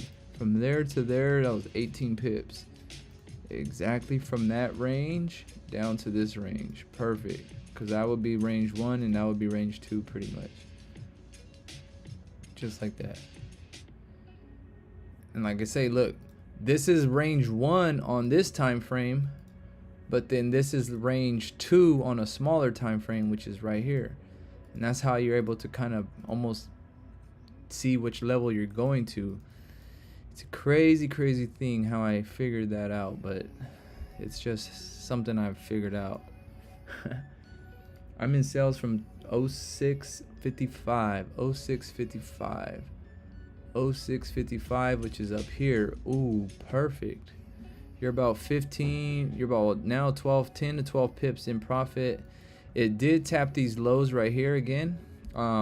And like I say, this becomes the range again now. So if this is the range, if we do come up, it does the same thing like this does, where it could come up to this range, do this up here, and then work its way back down if this is the correct bias. If it starts to break up, then that means this isn't the correct bias. So like I said, it's just it'll let you know pretty soon if it's the correct bias or not. Because if it breaks these lows, then yeah, this was the move down. But if it doesn't, starts breaking the highs, then there might be one more tap possibly up here like I was kind of expecting. So it just kind of depends, but it's looking fairly good, because like I was saying is that when you think about it as 3 candles, that's where I say, look, this looks like 1 candle, this will look like 2 candles, and then it's either that is the 2 candles, and then this is the start of the 3rd candle, which is going to give us maybe another small top wick before continuing, or this is still the 2nd candle, and it just depends on how you kind of read it. But it's kind of looking, that's where I say though, we're model 1 and model 2. Model 1 should show up right here, but it hasn't yet. So that's kind of why, you kind of understand when you're looking at a 3rd candle or something, that 3rd candle is going to be a top wick, because the model 1 hasn't showed up in this area. So model 1 should show up here, or it's going to show up here. And that's why I'm saying that's how you're kind of able to determine if this is going to be the continuation or the manipulation or the distribution or whatnot, all that stuff. The AMD, accumulation, manipulation, and then this is where, like I say, if model 1 doesn't show up in here, then model 1's going to need to show up here to make the distribution, the AMD part. But yeah, that's just kind of how I read things sometimes. It's pretty simple. I'm in sales though. Good job, Clark. That's the way to go. Way to go, bro. It looks like you're in very nicely. You're perfectly. Look at that. Ooh, perfect right here. Got rejected. Nice. Very nice. Still valid. Everything's looking good. And like I said, this is the first range right here though too. This is one thing we did tap, and then we targeted these highs. So now, like I say, I'm thinking this could be the new range where it's gonna maybe target here, and then this would be the double purge though. So there's going to be a purge technically on this candle, and then it'll be technically purging this candle also. So now you're kind of dealing with this whole area of liquidity. So there's obviously two parts, is that obviously there's only two directions, either up or down, but this is where I say this is the liquidity for this next move coming in these areas, I believe. So what's going to happen is either going to hit these lows and just push, or it's going to hit these lows and then start pushing this way. But this is where I'm thinking is where we will be getting some kind of reaction. But it'll also kind of tell you if this idea was correct, you know, because how I say is it needs to create that top wick on the third candle. I'm wondering if this could be or actually look at, there it goes on the 4 hour. Look, that was the top wick that I'm talking about, this one right here. So as you can see, that was the top wick after all. So what would happen is you need to target the 4 hour 50%, which is the 4 hour 50% that we've been talking about since earlier down here. So 24.95. Yeah, no, that's a good idea, because like we were saying is that if that's the range, then look at, this is where we're gonna possibly oh, let me see, hold on. It goes from here to, and then this is where I think you could possibly be targeting somewhere in here. Oops.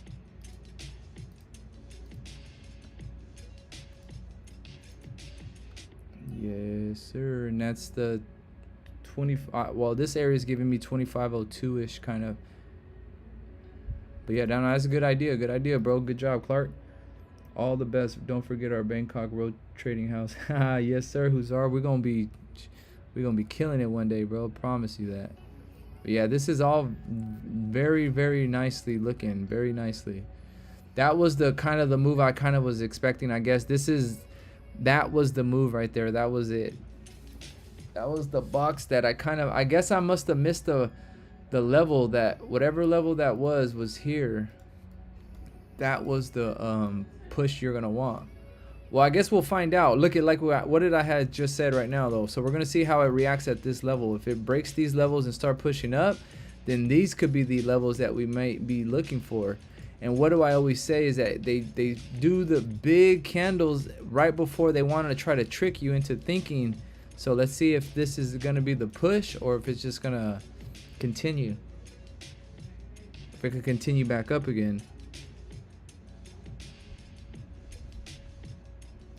All right. Now that's the big giant candle. Let's see what time it is. 21:15. It's actually the 2100 candle. Oh, it did grab a big top wick, so I'm wondering if that could be more liquidity.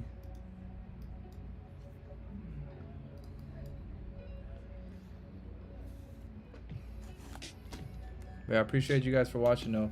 Hey bro, to become a funded trader, I need to focus on trading one pair, build my mindset and skills, and then I'll be able to trade all other pairs confidently. Yeah, that's exactly true, bro.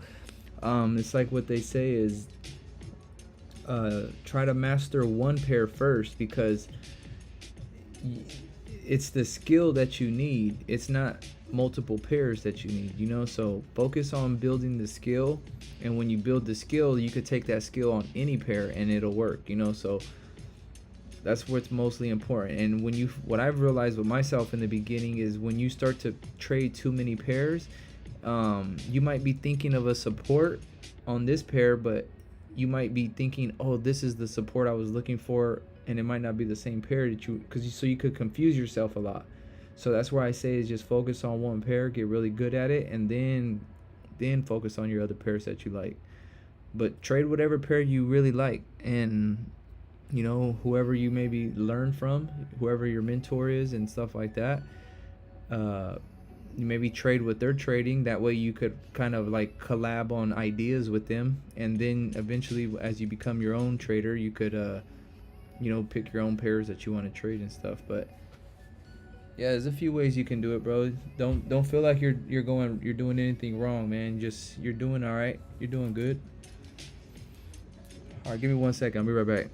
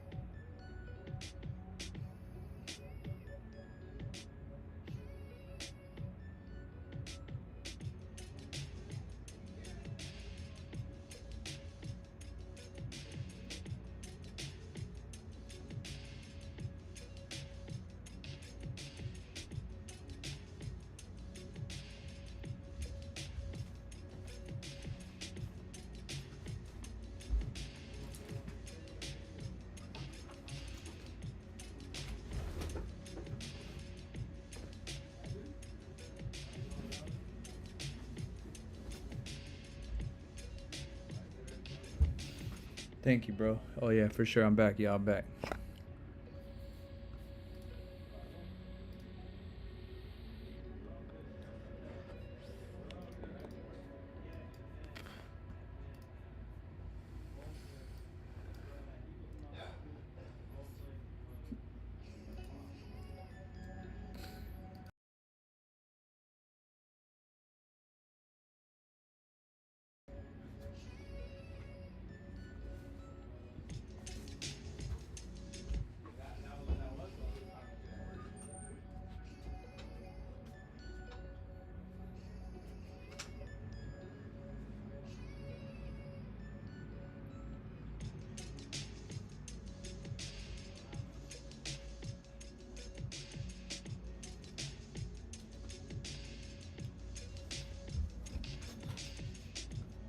All right, the 4 hour.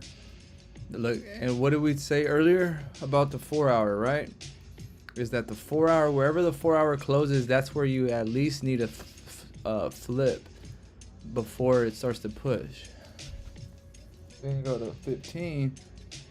There goes the 1 level. There goes the 2 levels.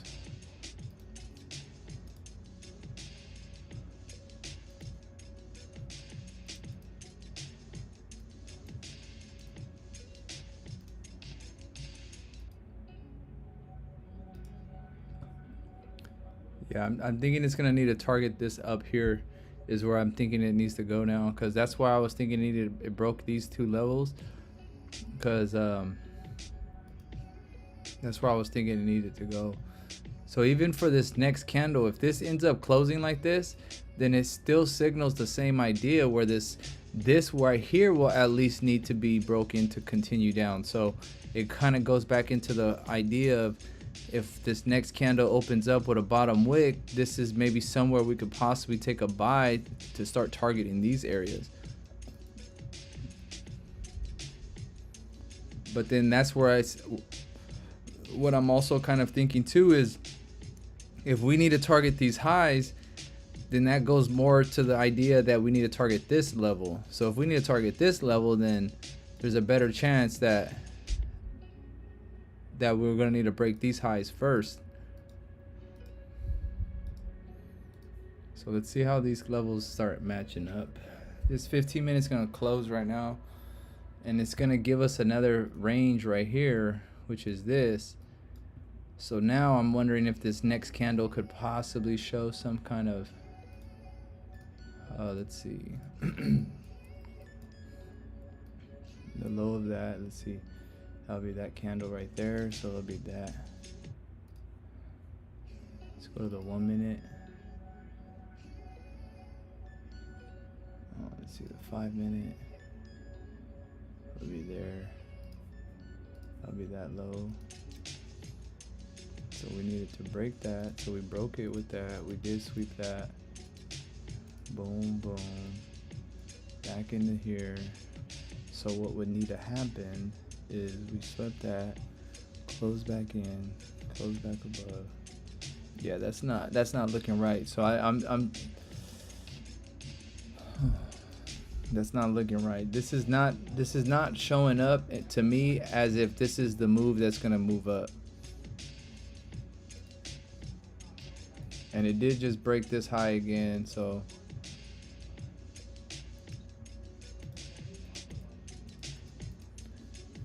all right, let's see.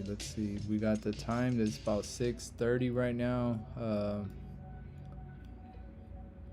Let's see this 4 hour. Now this 4 hour purged right here. So now that's one thing too, is that this purged. So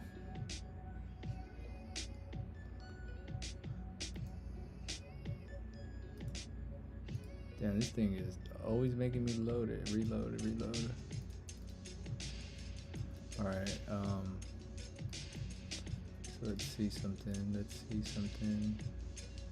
That is that level.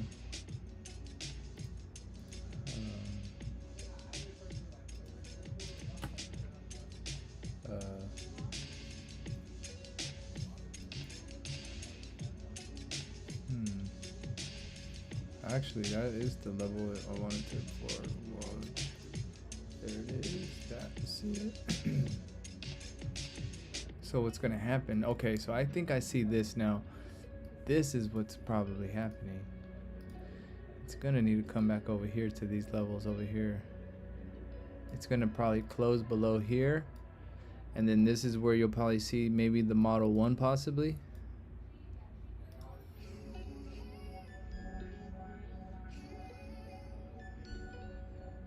The Model 1 would be this, close back in, back below, it would be there. All right, let's see how this is going to form.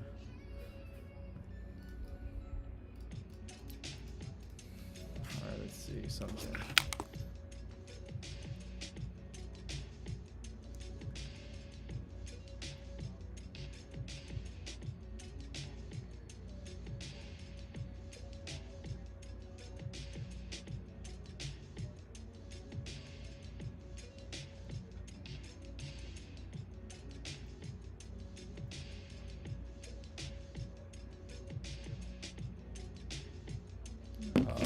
There it goes. Whoa, okay, hit the bottom, hit that low. That's the area that we were looking at. Okay, so if it needed to tap that level, what's gonna probably happen now is that's gonna be the wick.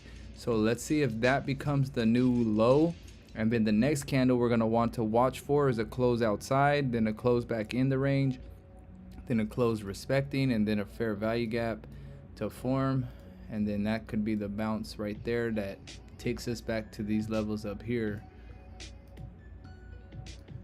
All right, so look, let's see how it does. So now what we need to watch for is it to close outside of here. Next candle closes back inside the range, and then that's where the next candle should create a resistance or a support, and then that will create a fair value gap, and then that's where I believe the next candle should maybe wick below, something like that, and then continue like that, if it does it like that. But it is like I say, this is still the level that it might need to tap, but let's see. Damn, that is the true. And guys, remember when we said the true open earlier, this was the true open at. So if you would have took a sell from up here, you would have been good. A sell from here, you're still good. So that was definitely it. But what I'm kind of saying though is that, oh man, this I'm just kind of worried about that. Okay, and nothing ever closed outside of that range.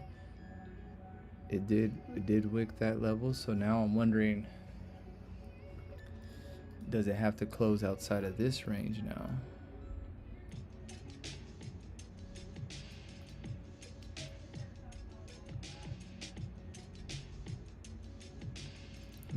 Let's see.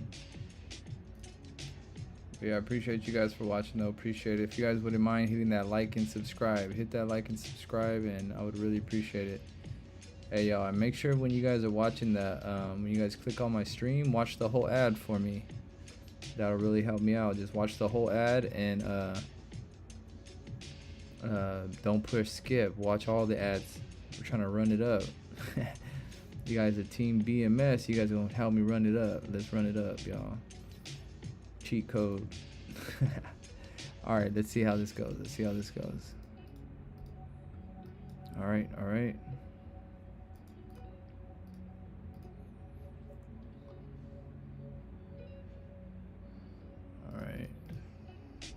Oh, okay, so I'm wondering if this could have been that. Okay, we did close outside of it, but from what I'm aware of, it needs to be outside of this candle right here. We're gonna find out right now if it needs to be outside of there, because that was the low, it got wicked, and then that becomes the low. We need to close outside and then back inside of it. So it is kind of lining up like how we want it to line up, but from what I'm aware, I think this low needs to be closed outside of, because that becomes the new like that was the key level. This was the key level, I believe. So let's see right now though. Let's see. And then here, let's see. All right, perfect. That's actually exactly what I was thinking of, is that it needs to get rejected from there. And there, that was the high. It just broke that high right there. Oh, there it goes, pushing now. 1, 2. All right, so let's see. So my next idea though is that if this ended up being the level, I'm just saying that this was the level that poked into that level. So a lot of times what I see is when it gets poked by the key level, or the key level gets poked by a wick, the one that poked the wick is the one that is the new low. So when you're looking for that low, that's where you're looking for a close below and then a close back inside of the range, kind of like these two candles just did. But and look at now, okay, there we go. Now that's what we were kind of expecting. That's what the top wick I was expecting to happen from that candle there. So even if you would have took a sell from there, 4.3, 4.6, that was only 3 pips. So 4.3, 4.6. So yeah, that'll be 10 pips. So yeah, that's what I'm saying, is I think what needs to happen is a close outside and then another close back inside the range. And that's what's, if you kind of think about it this way, is that, do you trade on price action? Yeah, I trade a lot of price action. That's pretty much everything I do. I use other things to maybe mark out levels, like measuring tools or whatever, but it's more or less just mainly price action, just reading candles and stuff. But yeah, so look at now we tap that level, boom. So what we want, like I say, is a close outside of that range. We want to close outside of that range and then a close back in the range, and that will give us the idea that. And if you, and this is what I was gonna say, is that when you think about it, when we're looking for a setup that we talk about, it usually needs some space. And what I mean by that is, like, for instance, like, look at this. Let's say this was the trade after all.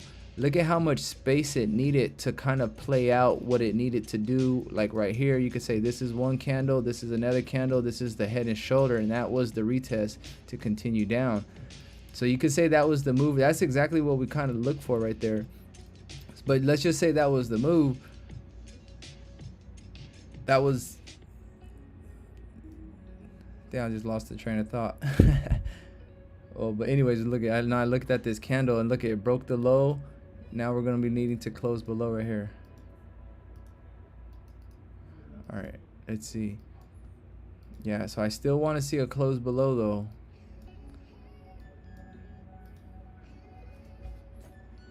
Oh yeah, no, that's actually what I was saying. Okay, now I remember. Like I was saying, is that it needs some space. So how much space this needed to grab and do all it needed to do to make this as the move, look at how big it needed, compare, and look at what's in here.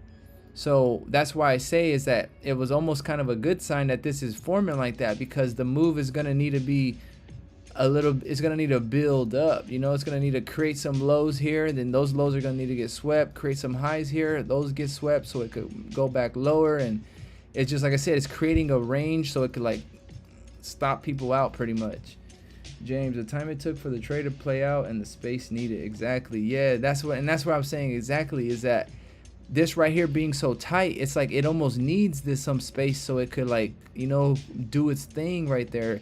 And that's why I was saying is that now it's kind of making sense, why it makes more sense why we might need to close below here and do that. But let's see,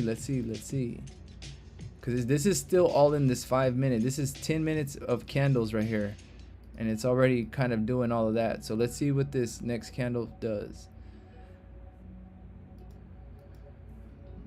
Picked up the lost thought with the quickness. Oh yeah, my bad, bro.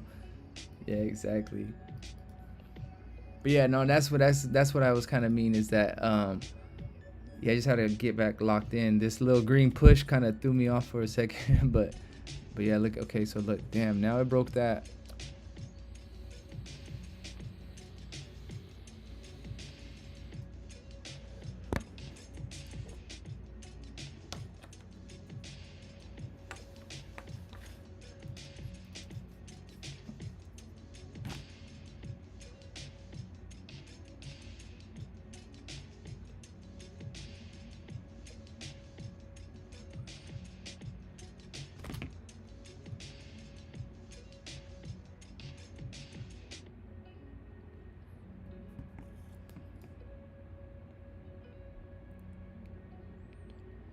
Let's see.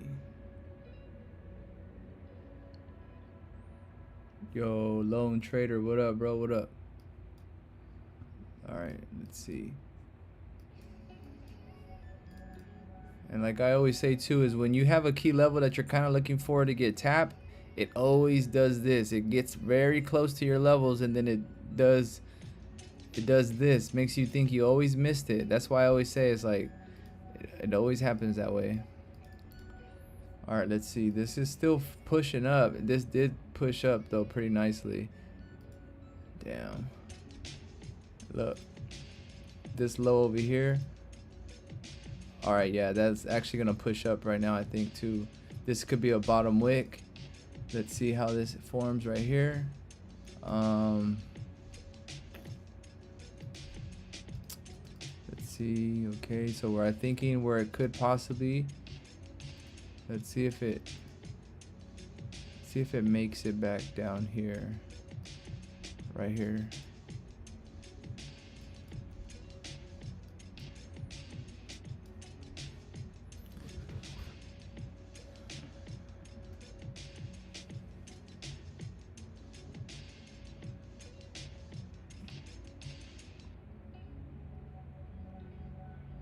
All right, let's see.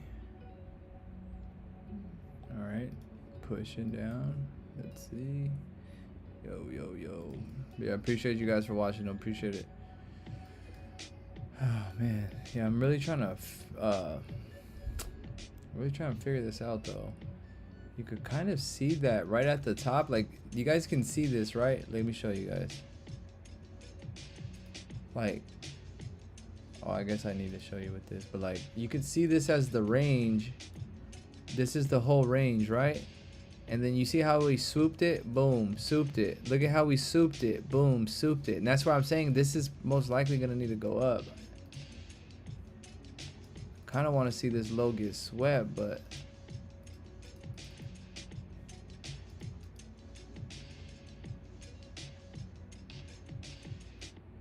come on, reconnect.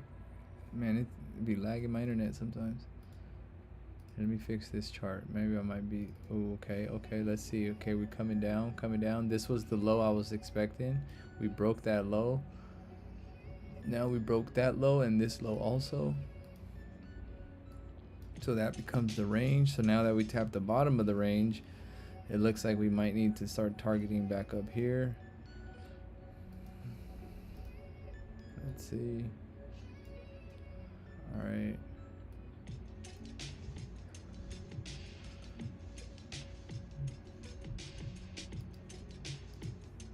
James, shout out to 16 viewers watching. Yo, I appreciate you guys for watching though. I appreciate it.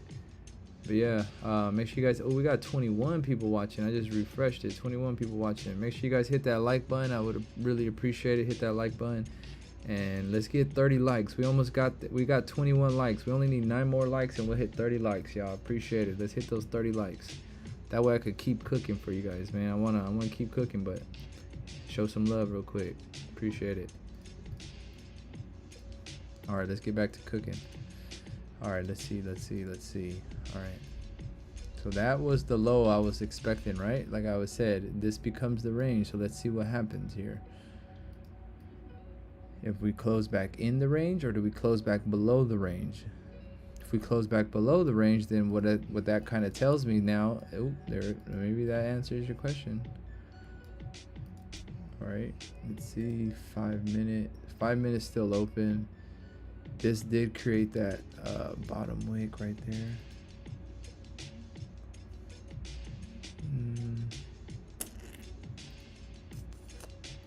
Let's see. Alright, I did tap that perfectly. And the reason why I use that box is this bottom candle right here, which is the big one that broke the lows. So it's the candle that broke the lows is why I kind of got that idea from there. I do see this kind of, oh, no, I was gonna say I do see it pushing up from here, because this was the thing, is that it closed back, but it closed below, but then that's where I was saying is that once it closes back above this range right here, this is kind of signaling that it's strong enough to continue up. So it's gonna need to at least come up to this top of the range up here before it wants to swoop back down.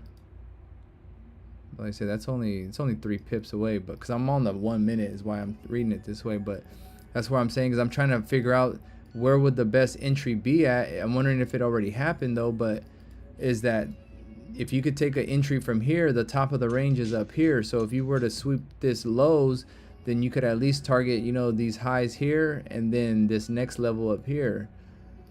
And that's where you would want, where I'm saying is if I were to get in somewhere down here, I could possibly ride it up where, and look at, we're still coming down with this candle. So let's see if this candle could be something, because this candle right here could be the 15-minute purge on that candle. 30 minutes still got 15 minutes to close. All right, so let's see. All right, there it goes. Let's see. Remember, this is where we were saying though, we did want to see a close outside and then a close back inside the range. So I'm wondering if that ends up doing all of that. Could that be the play for this? So like I said, okay, I want to see a close outside of here and then a close back in the range. And then after that, you're going to want to see a red candle here to create a resistance. Fair value gap should show up at some point, and then that should get respected to go up. Okay, look, okay, oh no, we haven't closed outside the range. We did sweep these lows, but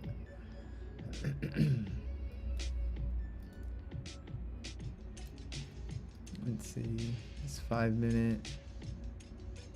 Now that looks like the range that we just swept. 1, 2, 5 minute, 15. Just swept those.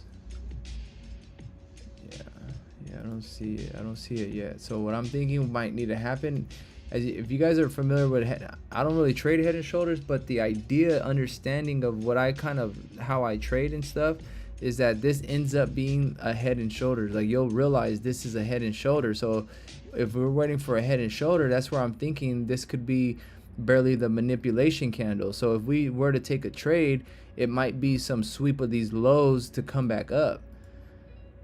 And that's where I'm kind of saying is this would be one candle, this would be another candle. So this would be 1, this would be 2, and then this would be 3, and then this would be, like I say, the accumulation, manipulation, and then the distribution. So kind of thinking, and that's what a head and shoulders pretty much is. It's just that idea. So thinking of it like this, look, accumulation, the manipulation, and then the distribution. That's what this idea kind of is based off of. So where you would want to take the trade is obviously here or here.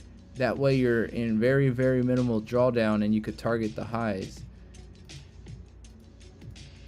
But look, it is looking like it's pushing up. Down.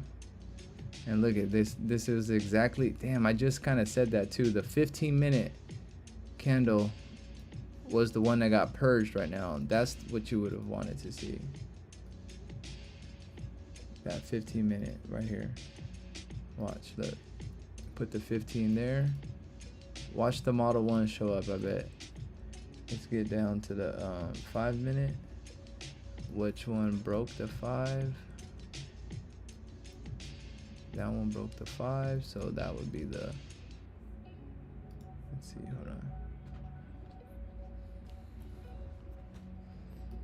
So let me see something. Volume is starting to pick up now. Hopefully we get some strong closures outside the range. Give some, yeah, no. That's what I was saying, is that I'm thinking, that's why this area, I'm thinking it's kind of like building a little soup area, so that way we could maybe swing these lows to this high area, if not, you know, a little bit above. But if you kind of do think about it too, this is kind of what I'm seeing, is that there is an SMT right here, and that's kind of what you want when you're taking these type of trades, is you want to see this SMT like that. So what that kind of does signal is that this most likely is the move. But that's where I kind of, even if you kind of zoom out of this area, you could kind of say this is one shoulder, this is a head. So what might need to still happen is the next head and shoulder, or the next shoulder. And this is where I'm saying is where I'm trying to capitalize on possibly either a buy up to this area or a possible sell off of these areas. So that's where I'm saying is that once I kind of get the rhythm of this market, where I think I'm getting a little closer, where once I start realizing, okay, this level needs to get tapped and we need to start targeting this area, it's going to give me more confidence that, okay, yeah, so if we need to target here, the next step would be to get rejected. If we get rejected somewhere, that's where I say it could probably create that head and shoulder, and that's where we could at least target the lows of this area possibly, and this would be the range, you know. So this would be the AMD, pretty much, the accumulation, manipulation, and then the distribution. And that's what you kind of are looking for in when you're looking at a chart. And that's why when I always say there's 3 candles, is just because when you're looking at this as a range, when you go to a higher time frame, like this is on the 5-minute, let's say I go to the 4-hour, look, let me just put those lines back here again, let me put like here and here, you're gonna see, look, let me put it like this, boom, this is 1 candle, this is 2 candles, and then let's just say this is 3 candles. Let's go to the 4-hour. Look at those 3 candles just end up being, like I say, these 3 candles on a higher time frame. So if they're just 3 candles on a higher time frame, then that's where I say is how you're able to kind of decide how to trade it, because you kind of know you're trading inside of these 3 candles, which is the range. And if you're trading inside of these 3 candles, that's why you could kind of determine where you're going to head, because you have a wick above, close below this area, which signals lower prices. Also, it'll signal a 50% level that you could possibly tap before going back up. So yeah, that's why I say is like when you're trading, you're really only trading a range of a higher time frame. So when you're trying to catch the top to the bottom, that's why I say you need to be able to understand the higher time frame is just, like I say, 3 candles or so.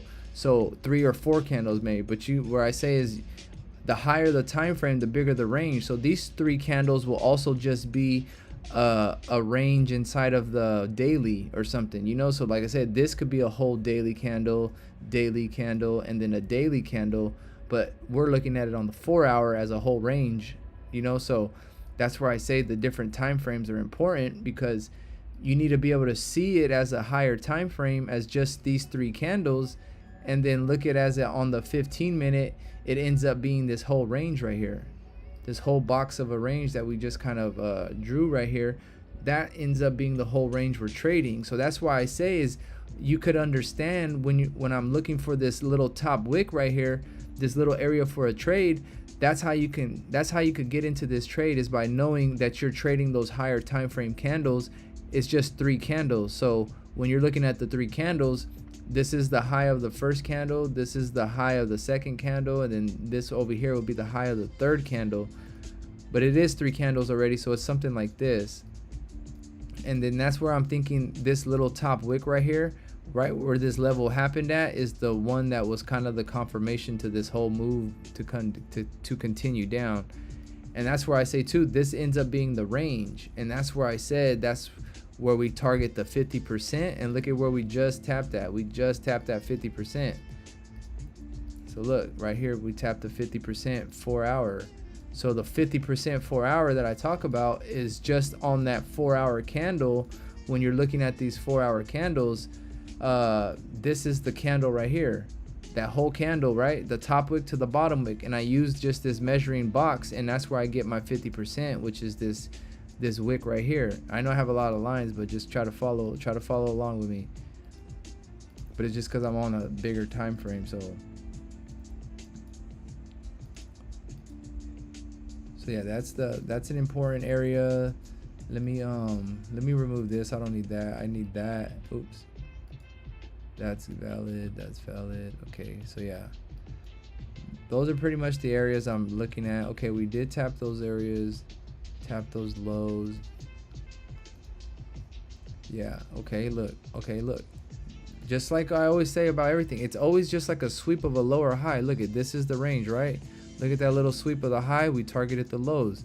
Now we're targeting these, we're sweeping these lows. But if you kind of realize, what do we always talk about? A wick below, close above. This one technically didn't give us a wick below, close above, and it's also closing respecting that bottom resistance. So that would also just look like a possible rejection to give us the fill in this wick, which would mean if we want to go up, we're going to have to fill in this bottom area to go back up to this area to break.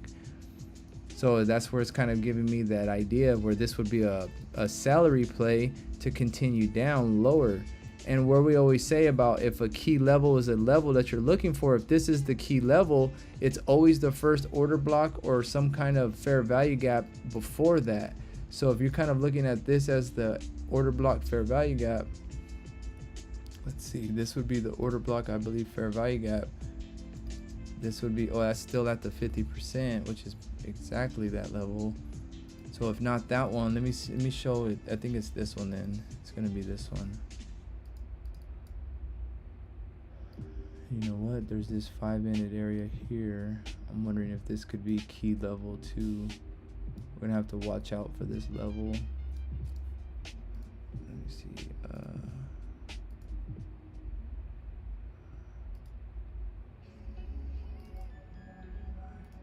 Yo, give me a second. I need to play some slaps, man. I need to get focused. Man. Let's get focused.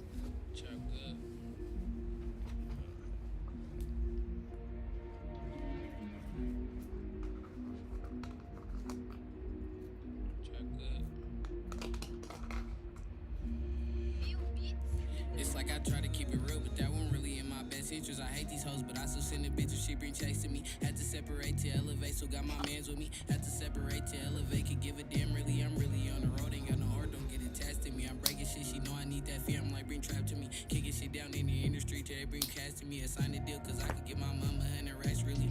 Ain't saying fuck no label, bring that back to me like Queen Latifah. I had to set it off. Yo, that 4 hour 50% low is practically a previous support area 2503. Yeah, exactly. Yeah, and it's the thing is it all, James, it's exactly how you're saying, is that it's just a different way of reading it.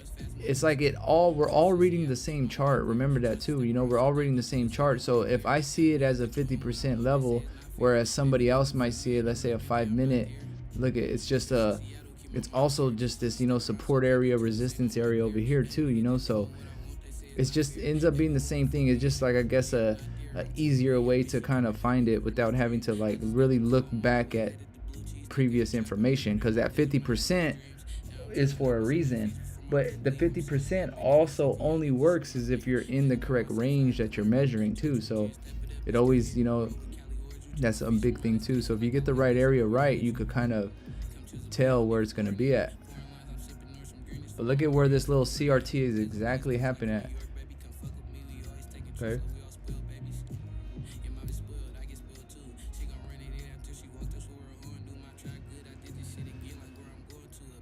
Okay, let me see something right here. It's like I try to keep it real, but that one really in my best interest. I hate these hoes, but I still send a bitch if she bring checks to me. Had to separate to elevate, so got my mans with me. Had to separate to elevate, can give a damn really. I'm really on the road, they got the order, don't get attached to me. I'm breaking shit, she know I need that fear. I'm like, bring trap to me. Kicking shit down in the industry, till they bring cash to me. I signed a deal, cause I could get my mama 100 racks, really.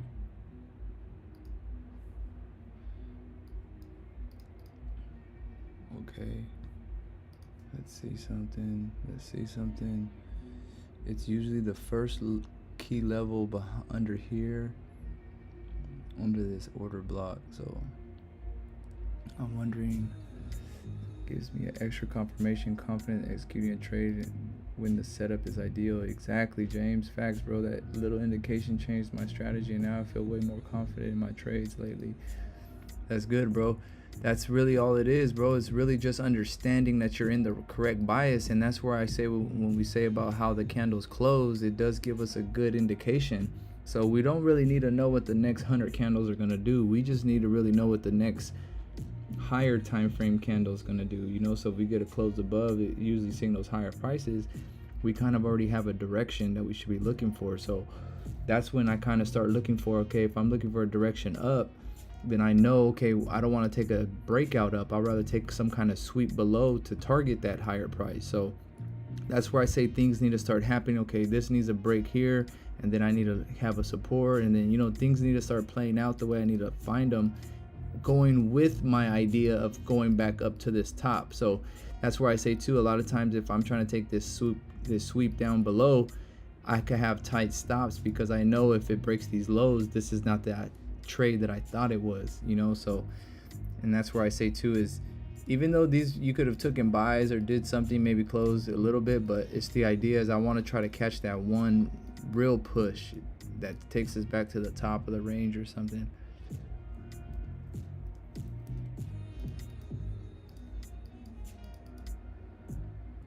But it is happening right at that level. Look, okay, so it closed back in, and then you're looking for like the first fair value gap, but nothing has made a current fair value gap.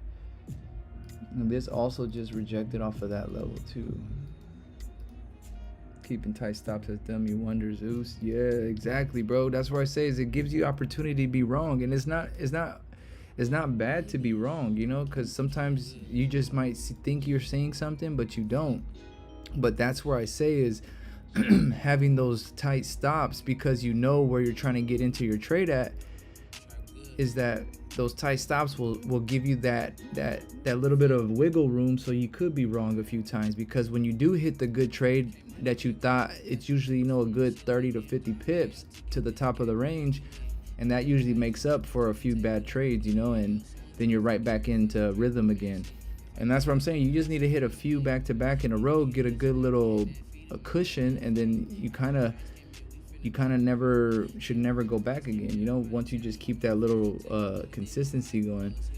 Like, there'll be a time I'll mess up sometimes. I'll take 1 or 2 extra trades when I probably shouldn't have, but my stops are so tight that I end up losing, instead of, you know, 10 20 pips like I wanted to, I might have lost 30 40 or something, which is not crazy, but it gave me a few more trades that I could have been right, you know. But, you know, we all have our little hiccups here and there. That's the hard part, is trying to be consistent all the time.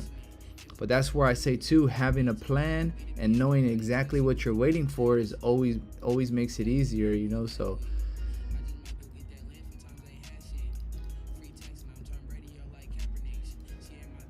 but yeah, that was definitely a good sell from those areas though. Here, let me remove this. I don't really need that no more. I kind of do see these areas possibly getting tapped.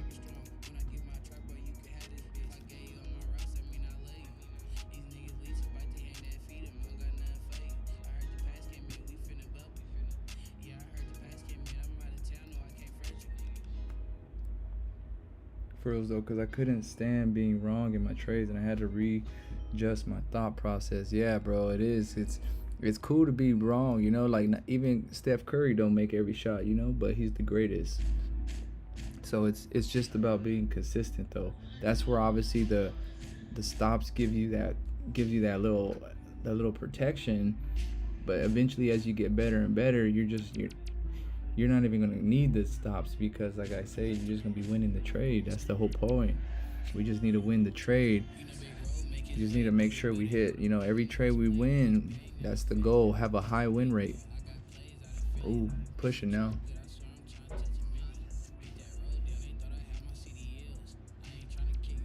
All right. That's where I was saying too, is that I'm thinking it could be, this would be the order block, right? I think right here. So I'm wondering if it could tap these levels.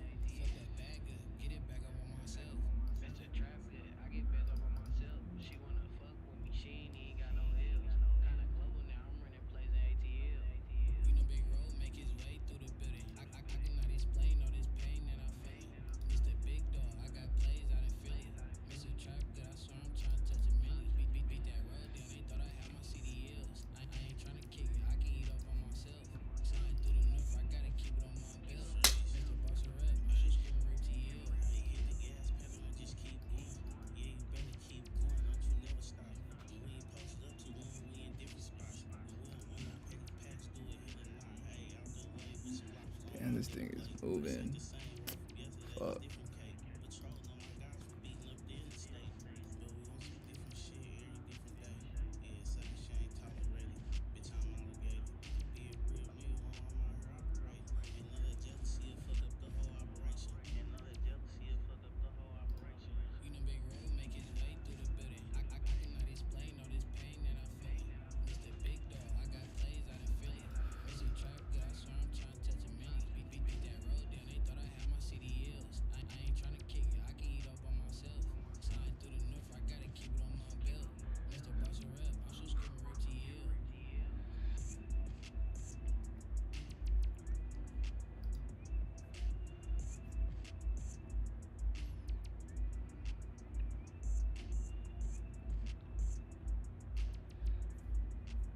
Next support level is 99.25. Yeah. Yeah, that's what I was thinking, around this level over here. Thinking we might need to head there.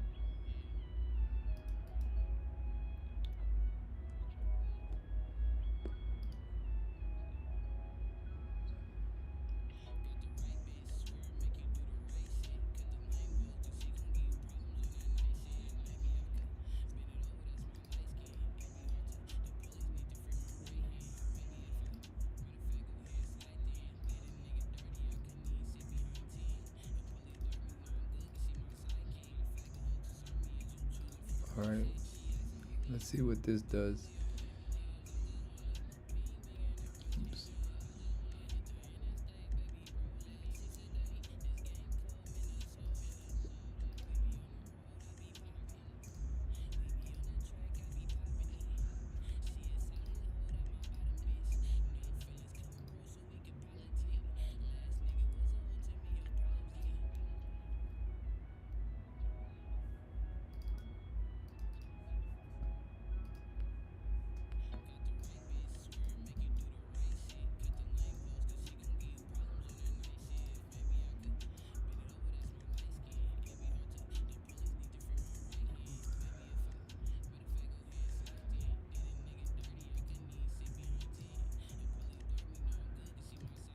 Let's see.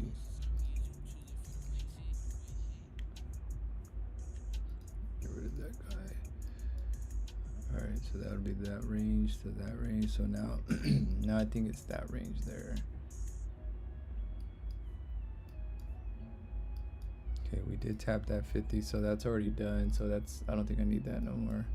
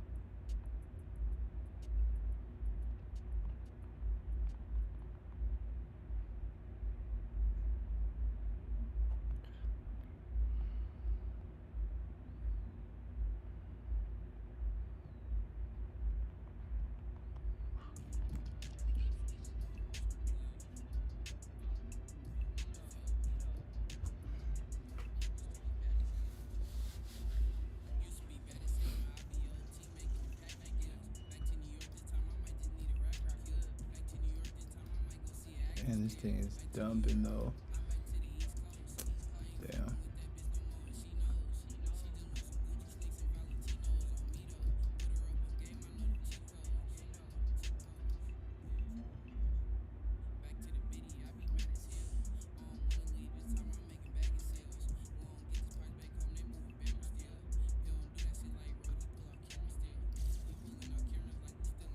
Oh yeah, that was that fib level I think that I had right there. Yeah, it was a fib level.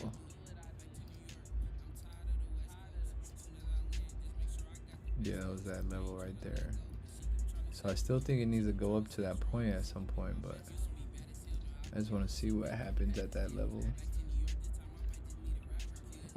But yeah, like I said, we are in this range right here. You could see this range perfectly right here when it's with these yellow lines right here. You could see this, right? This is exactly what we're in right here. So that's the range that I'm thinking we're in. So there's a few key levels that I think could possibly need to be tapped. Like either this level is where we're gonna get a bounce at, or we're gonna need to go to this level. But what I'm thinking though is that the fact that we went so high without ever tapping this level right here is the reason why I think we're gonna just blow straight through this and most likely break these lows right here, because it's just like what's been happening in the last few days is that this level hasn't been getting tapped like it should, even though it's still moved up this much. What that tells me though is that it's not gonna come all the way back down and then tap it and then continue up. The last few times it's done this, it's just blew straight through it and then continued down and then came up after some point. But that's just kind of what I'm thinking right now, is that I don't think it's not gonna hit this level and bounce. I don't think. I mean, if it does do some kind of bounce, it's gonna be like this, it's gonna be like this, it's gonna be like this, where it does make a support maybe, but right after it just breaks straight through. So I don't really even think it's gonna react at that level, to be honest. So, and that's where I say is that I think these levels are gonna need to be tapped at some point. It's at 2503 pretty much, and then the bottom down here is at 2499. So it's still about 30 pips or so. So I'm just wondering too, if there's some kind of way we could grab a top wick, because how we always talk about the second level, if that could be one level there, that could be one level here, we might need to come up to these levels one more time before making our way down to those levels. So this is somewhere where you would want to take your trade up here at the top of this guy, because that way, that's where I say is you could use these levels as if you were to try to get into a trade, you would have tight stops, because you know this is the top that you're looking for. If it's not the top, then it's not the idea you think it is. And that's where I say that's what I would want to look for. So I'm just going to kind of just see what happens at those levels and see.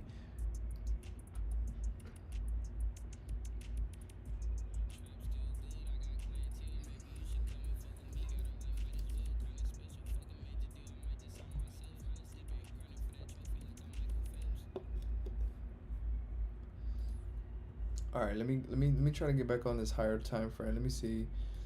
It just looks so nice like that though, to be honest. Like, you can just see it perfectly right there. You just see that range right there. That's the range we want. But like we always say too though, is that it always reacts at the 50% of the range. And that's where I had gotten to this point to understand, if this is the range right here, a lot of times it's going to react at that 50%. But look, let me change this one. I have two of them. I have a 50% one, and I have a see, now this blue one is at the 50% level. So this level right here is 50%, and this is where I'm saying is why we're getting this reaction at this level. The next level of reaction will be, I believe that let me see where that where did the other it would be, and then this is the 70% one. So the 70% level would be right here, pretty much this. Actually, let me yeah, let me put it right here. Wait, where's it at? Oh, it's way up there. Okay, so it looks like we just tapped into it, to be honest. Look, we just tapped into it, and we perfectly tapped into it, to be honest. Let me see. Hold on. No, not that. The rectangle. Oh yeah, rectangle. I need that. Style. Extend right. Nope. I don't want to extend right. I want it like this. Boom. So that's that level right there. And then, so that, let me remove that. Oh. Yeah, let me remove that. The heck? Why does it look like it? Okay, I see why. Alright. Alright, so there's that. And look at where it bounced exactly inside of. Perfectly right there. Almost touched it perfectly.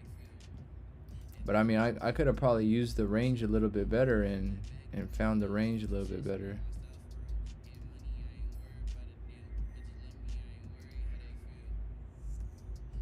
Let's say it's right here. Or no, not that way. Do it the other way.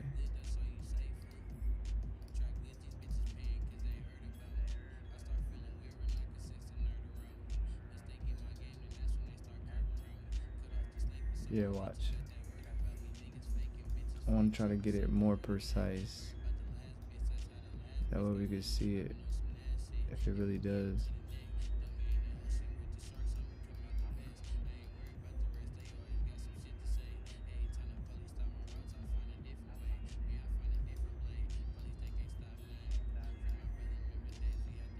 Okay, look, perfect.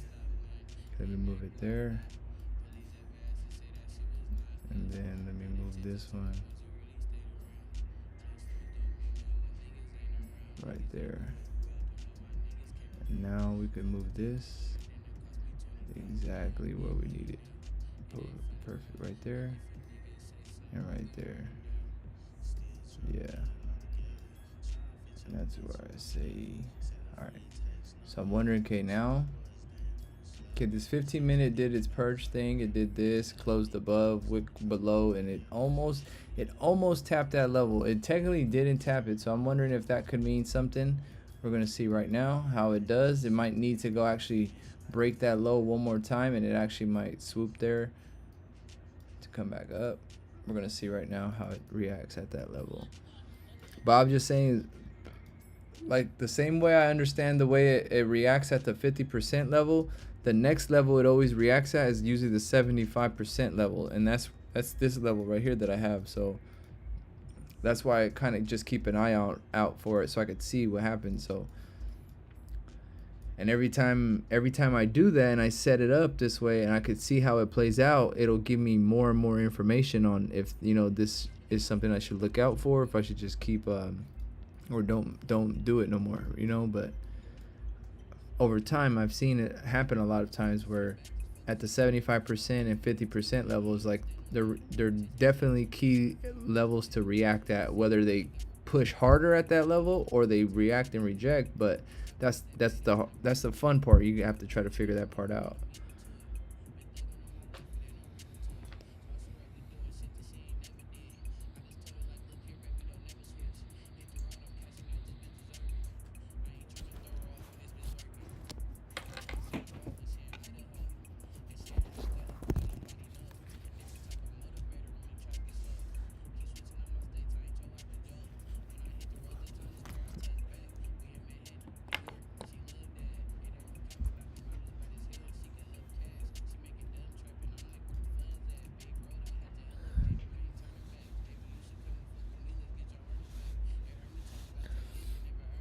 But yeah, I appreciate you guys for watching though. Appreciate it for watching. I'm trying to really see about this though. We got 16 people watching. Let's see how many likes we got. We got 25 likes. Hey, I appreciate that, y'all. Make sure you guys hit that like button, hit that subscribe. Let's try to hit 2,000 subscribers by the end of this month. That would be pretty cool if we could do that. Like I said, my plan on one day is to go full-time streaming one day. So, you know, the sooner you guys subscribe, the sooner I could go full-time streaming. You know, we could do this every day, every night, and, you know, really really have some fun doing this all the time, you know. I enjoy this kind of stuff. Like, this is what I say. I like reading price action. I like trying to figure out the trades and stuff like that. Yo, what it is, bro. But yeah, like I'm saying, is I just enjoy doing all this stuff. So because you don't realize, for me being on stream, it oops, excuse me. Me being on stream, it helps me every day get better, little by little. Go road to 2K subs end of September. Smash that like, y'all. Appreciate it. Hell yeah, that'll be the goal, bro. It gives us a month. That's not too bad. Because there was a month I got like 50, 60 subscribers, so that's not too crazy to think about, you know.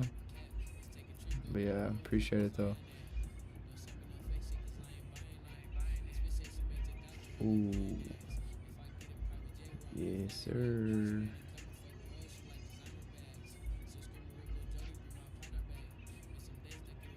Let me see some. All right.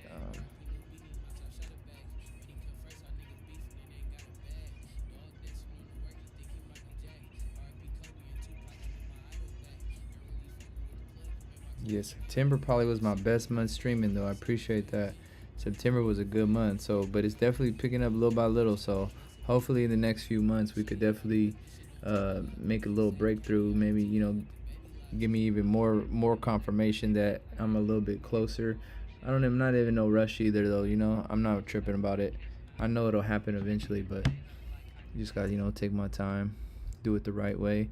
I'm not trying to like spam the subscribers and then nobody ever watch, you know. I'd rather people show up because they enjoy it, they maybe learn a little bit, and then, you know, keep showing up every day, and then, you know, we build it that way, little brick by brick, you know. that meme is hella funny. The Drewski one, I built this brick by brick.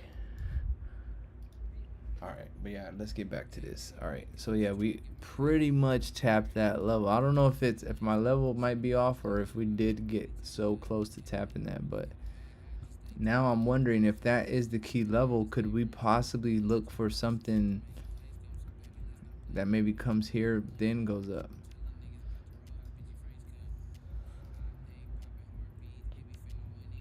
I mean, this wick above close below does signal lower prices, so we are kind of in this range now. So I'm wondering if this could probably get targeted.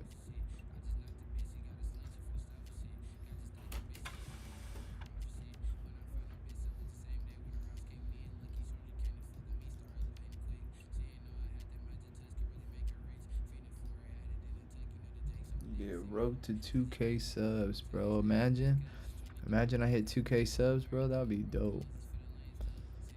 That'd be dope. Yeah, this is where we at right now, y'all. This is where we at. Check it out. We're at 1.7, y'all. 1.7. We got 16 people watching. Yo, shout you guys out. Shout y'all out. That's love right there. That's love, bro. Appreciate it. All right, yo, and look at the news today. There's nothing. Tomorrow, there's nothing. There's GBP news if you guys trade that. There's CAD if you guys trade that. USD does say FOMC member bar speak, but that's a yellow, so it don't really mean nothing too crazy. But on Wednesday, which is September 11th, we do have core CPI 3 folders, which I'm assuming they're all the same thing, but yeah, so Wednesday will be a big day, I think. So that could also be, we know what we could be doing right now is just creating these ranges. So when Thursday comes around, we could really be trading this, because look we're still inside of this range. And that's where I say that, and the idea is we're still inside of this range. So the way it is just is ranges inside of ranges. So you almost kind of have to choose a time frame of the range you want to trade. So if you want to trade the 4-hour range, this is the candle you're trading inside of. This candle happens to be a big 4-hour range, but let's say the 4-hour range is this small one, then you'll be having to trade inside of that one, you know. But The thing is a 4-hour range is still bigger than a 1-hour range or 15-minute range. So this 15-minute range inside of here, an hour range, is even smaller than that. So that's where I say too is you kind of, the way I've learned is that they say is you almost want to choose a time frame that you want to trade. So you're not really just randomly guessing, okay, I'm gonna trade this today, I'm gonna trade this tomorrow. It's almost like part of your plan, knowing that, you know, candles are pretty much ranges in a sense where if this is the range you're trading in, this is a 4-hour range. So when you break it down to a 5-minute 15, that's what it looks like. You know, that's what you're trading right there, is all of that. And that's where I say when you choose a time frame, you don't want to choose a 5-minute, because then it's even smaller than that. Look at, like I said, look at little 5-minute. You go to the 1 minute, yeah, you're gonna get a little range in there, but that's what I'm saying. Then that's the range you're trading on a 5-minute, and that's where I'm saying, like, it's small, you know, 10, 20 pips. So it's important to kind of choose a time frame that you really want to trade. The bigger the time frame, the bigger the range. So you'll kind of understand that. Oh, did it just break those levels? Oh, it did just break it. Look at, perfect. It just broke that level right there. Boom. It tapped it. I'm wondering if it needs to now do the model 1 in this area. So if that's the case, I'm wondering if it needs to possibly do its close below, and then but this did, yeah, okay. So let's see. Now we might want to see if we do a close below and then a close back in the range, and then around these levels closing back in the range, and then a fair value gap starts, it gets created, and then we tap back into it, and then we take the ones to go continue back up to at least this range, maybe even this range.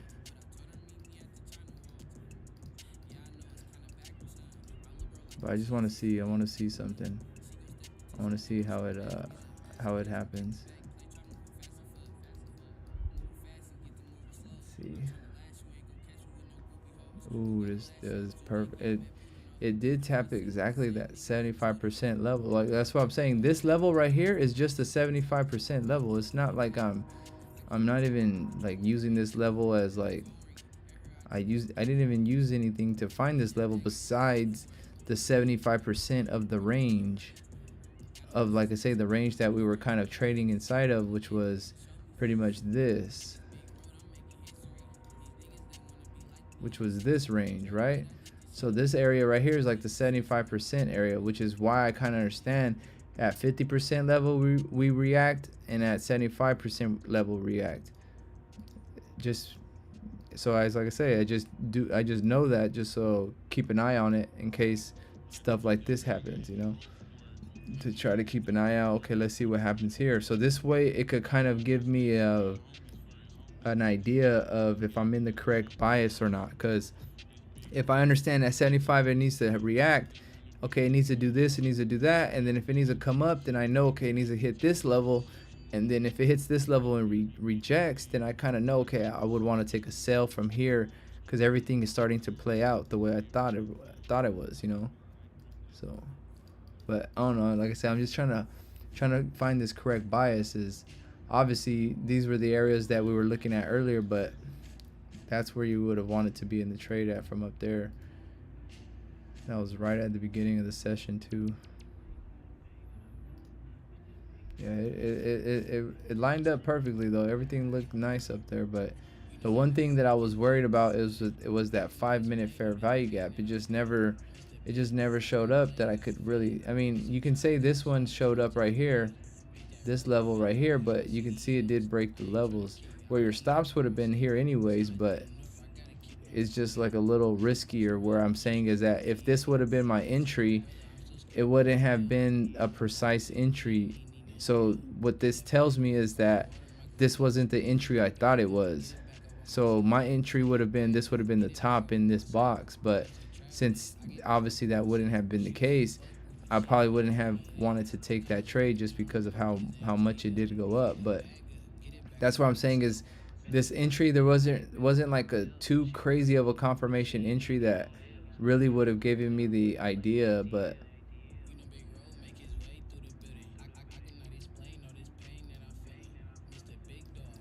Yeah, it just it was just a kind of kind of kind of crazy area right there. Okay, now this thing is starting to move up a little bit.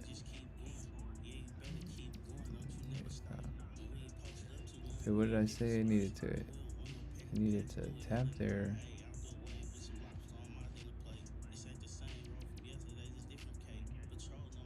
Okay, hit that. Close below here. Boom. Ooh. Whoa. Whoa.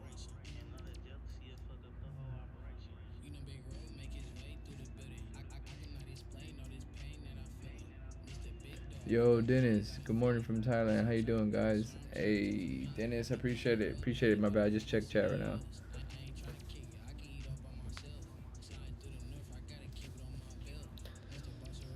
Damn, this thing is moving. Wow, look at that thing. Wow, did it just do that right now? It just did that. It just did that, right? It just pumped up and it just dumped. I didn't even look away for 1 second to look at this chart.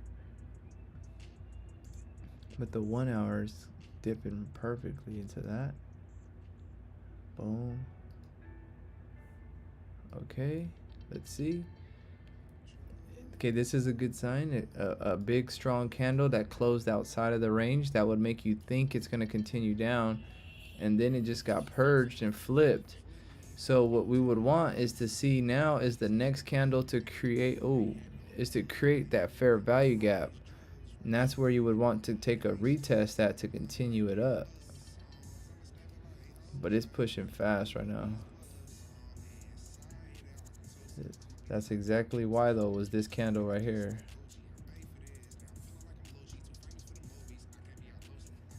Let's see.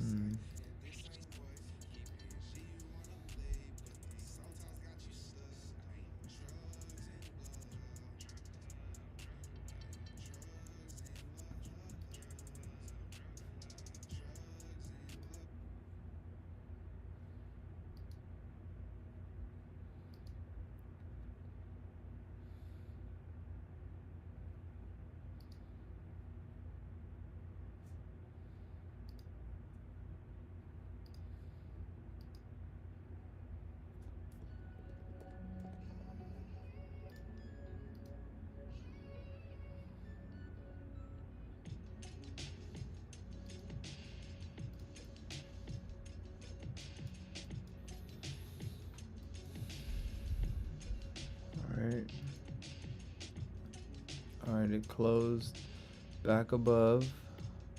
So that means that it would be this, I think.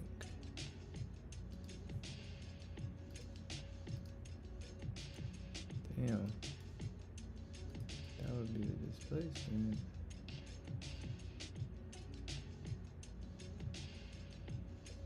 Alright. Okay, this did create a fair value gap, but I'm wondering if this could be the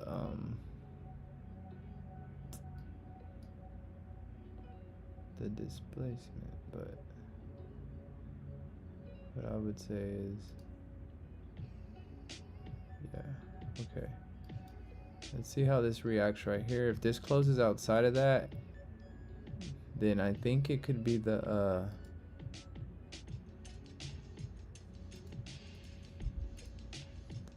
I want to see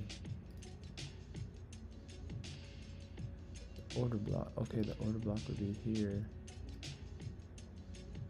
which would be here. Whoa.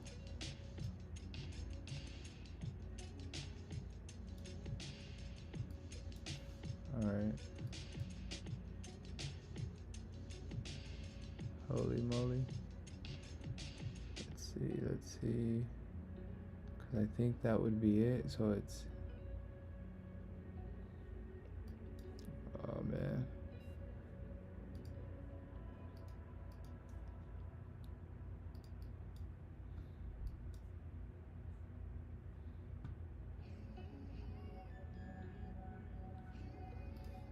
Yeah.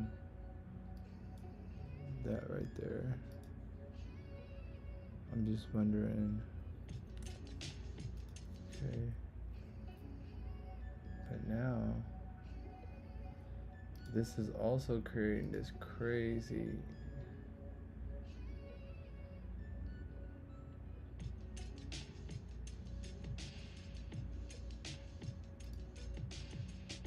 That will be 23. Uh-oh. Let's see.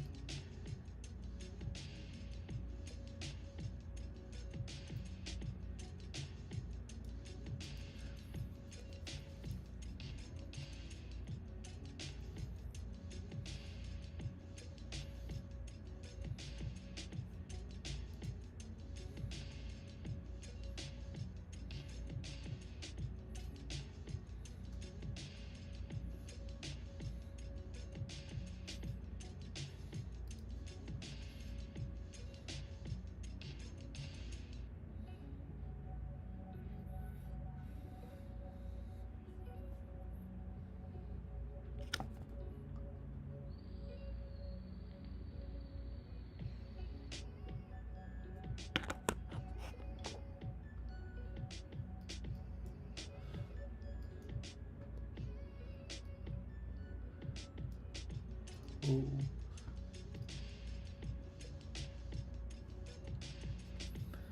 All right.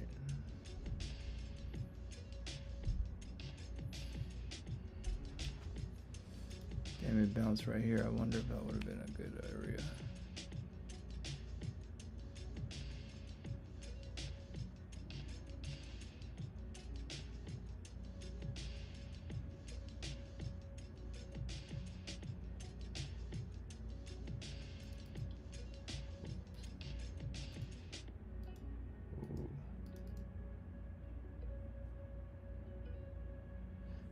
All right.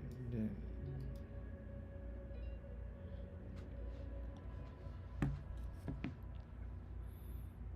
It looks like this area here.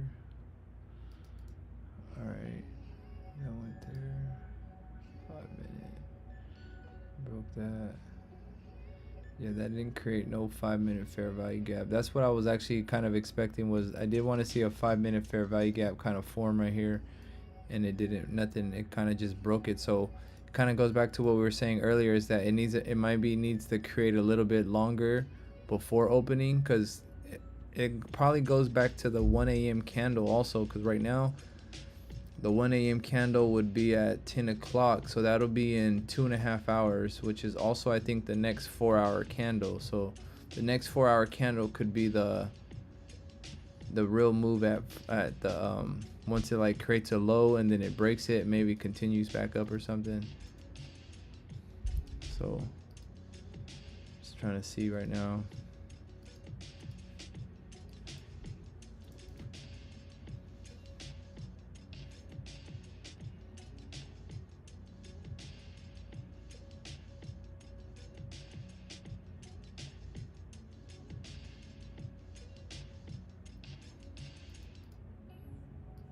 Alright, so but yeah, now that this broke this fair value gap, I'm pretty sure this is gonna need to break these lows now. So I don't see this being really the bottom. There is this fair value gap here.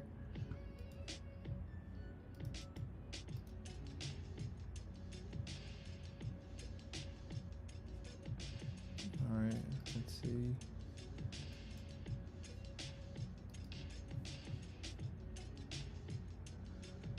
Alright.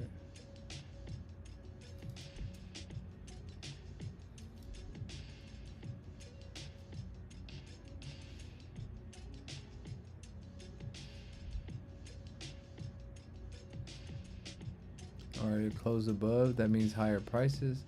So I'm thinking before it does come down, it might need to break these highs at least. So we'll probably be in this range. So I'm wondering if, oh, that looks like a celery play also though. If you guys understand a celery play, it's right here at the top right. You could kind of see how that formed, look kind of like this exactly. As you can see, that little celery play idea is pretty much this idea right here. You know, we're closing back below. And that range that we're closing below was that fair value gap too. So, because that becomes kind of like a support and resistance area. So,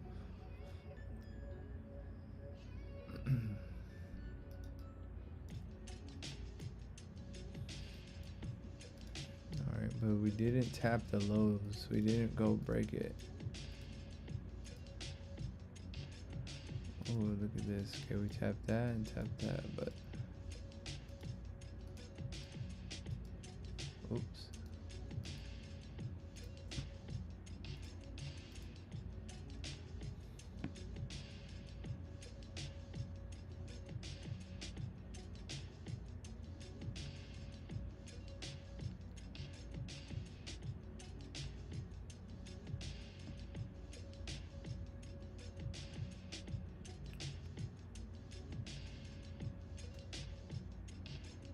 All right, we just tapped these highs right here. Let's see what happens.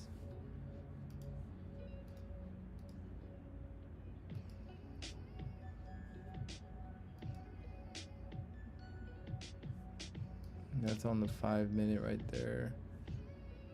This is the 15. So this is the 30 minute. 30 minute we haven't broke the high, but the hourly 17 minute close, and we do have this as a range too. So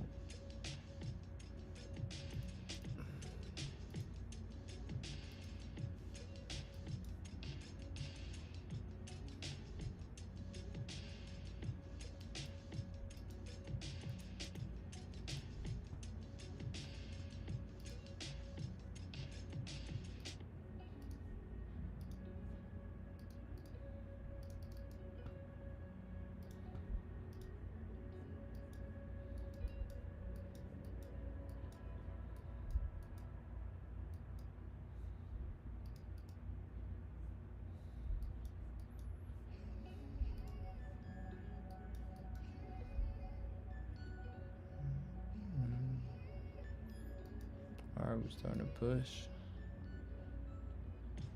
Let's see.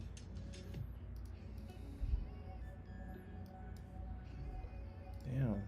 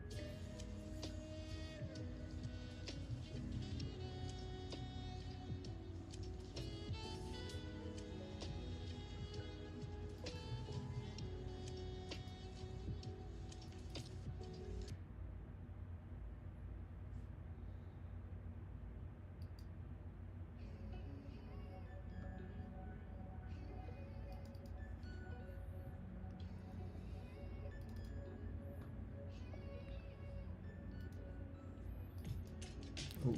All right. So look, we broke the lows. So if we broke those lows, let's see what happens now.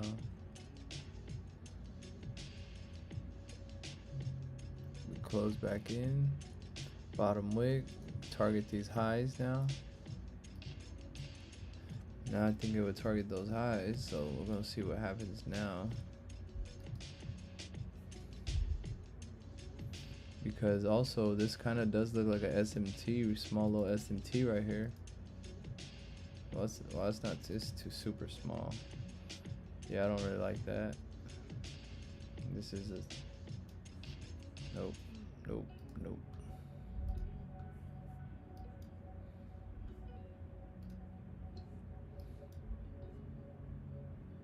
Oh.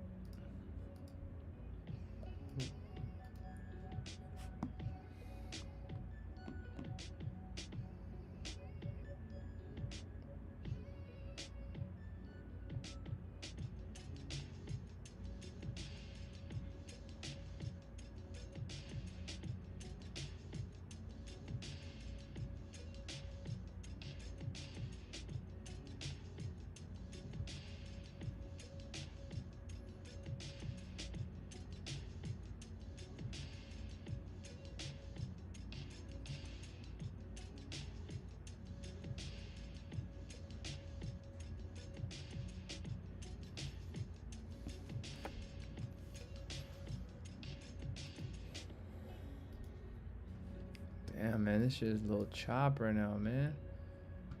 It's like, damn. Just think, man, this is only 20 pips. From here to the top of that is 20 pips, so it's not much. That's why I'm not so excited. It's like it's nothing really. But look at this gap right here. This whole gap right here looks like it needs to be filled. So if this is a needs to be filled, it's probably gonna fill it to these areas like that.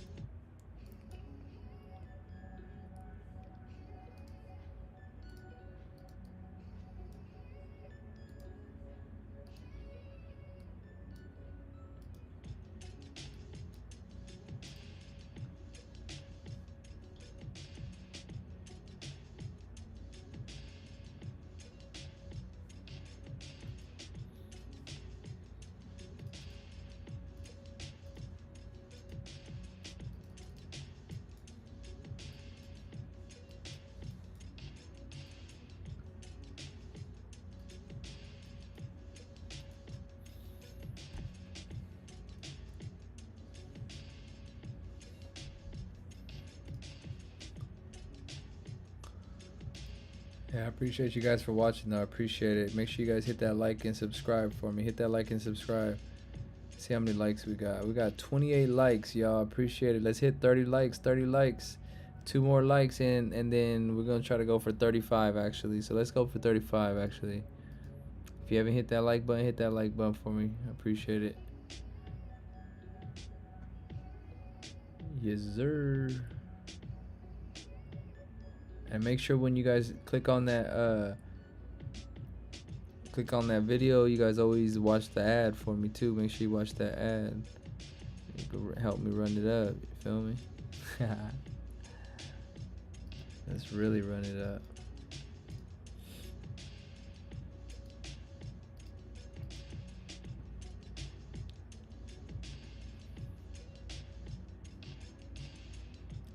Alright though, but yeah, man. Damn, man, it's a little chop right now. It's like, damn, I've been on for 3 hours already. That was crazy. I think the only real trade was this area up here, and look at how perfectly it did bounce. But that's what makes me think is that this 50% needs to be tapped at one more time. So maybe if we hit up here, we could probably look for some kind of sell.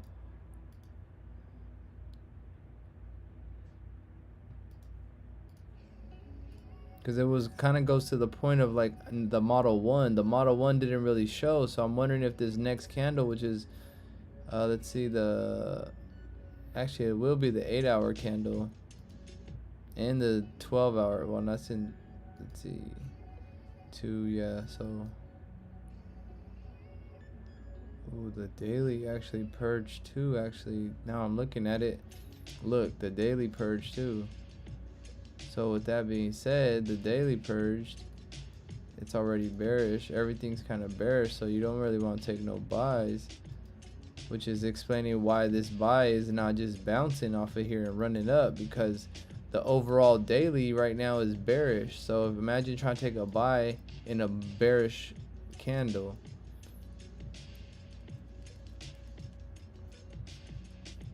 Even after it already requested for higher prices, and then you already got the higher price, and then it flipped. So that's what we're gonna kind of wait for.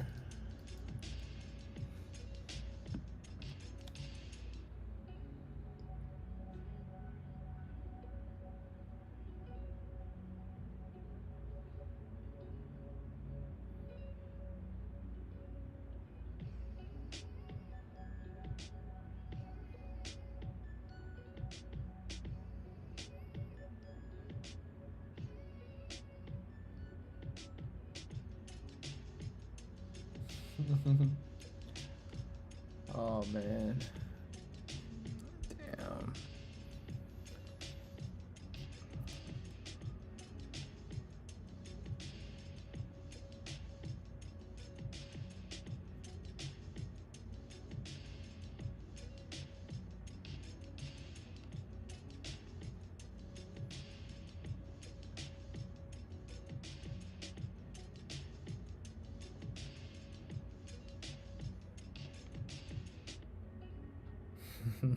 Mm.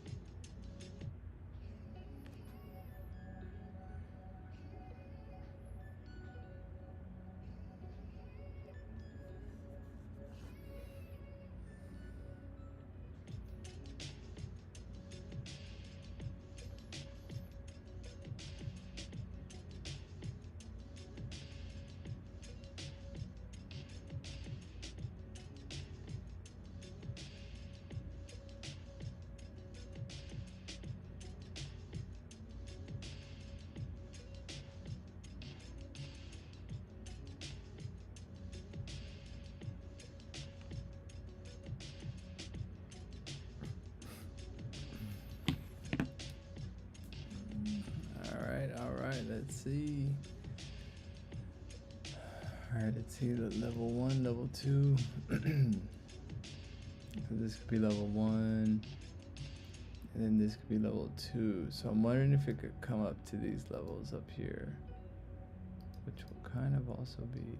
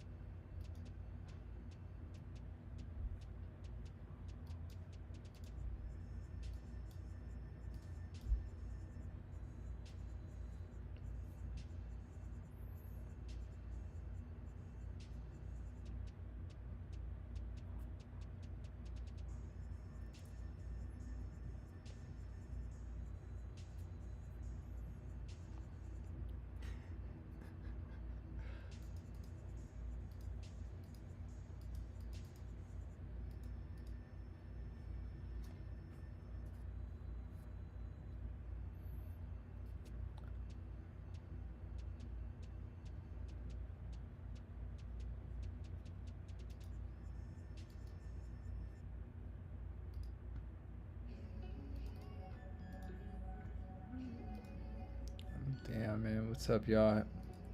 Hope you guys are following your plan and sticking to your plans, cause man, this thing is chopped. Look at this, for the last, just say the last hour or so, it's been just ranging in here. But what this is also telling me is that at 8 o'clock, that'll be the 11. So I still another 2 more hours to that 1 o'clock candle. This is closing above again though. Look at that. All right, so look, this is kind of what I see right here, is this low got broke and this low got broke by this. So I'm wondering if that could be the range that we're in now, which could be here, and this would be the 50% candle you might want to target, which would be up here.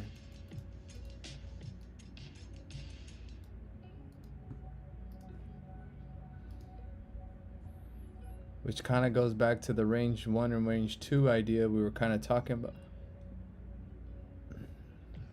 See how this is like the range, this just looks like one big range in here.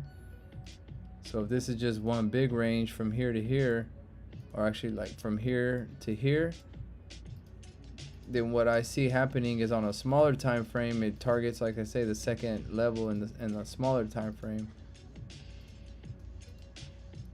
which would be something like this, which would kind of be like, you know, 1, and then the bottom of this and the top of this would be 2. So either that or that, but I would assume this area. So if we do come up, we might need to come up to these levels up here. It's kind of weird because this is such a small range right here, where I mean you could almost say that is a range because there is a resistance and a support, but it's almost like that could be the real range. Or actually this could be the real range here. That, yeah, that's the range actually. And that's the range of that. Yeah, actually that's the range. Alright, let's see. No, but then that means that would be the range of that. Okay, yeah.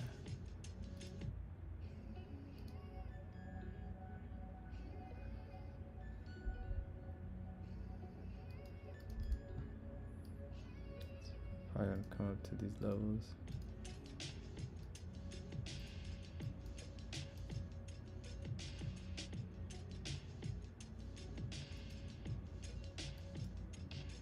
Did sweep these lows. It's gonna target this high. Pretty nice.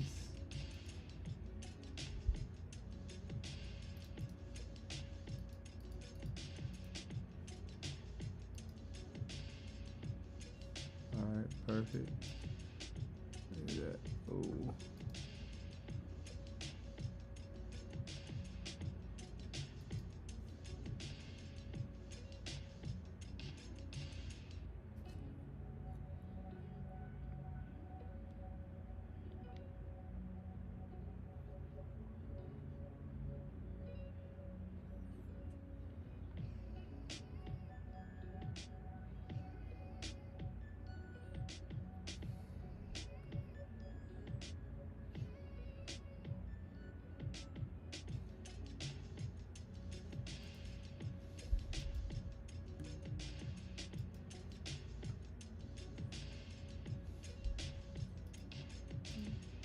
So I'm thinking it's gonna need to tap into this little box area right here.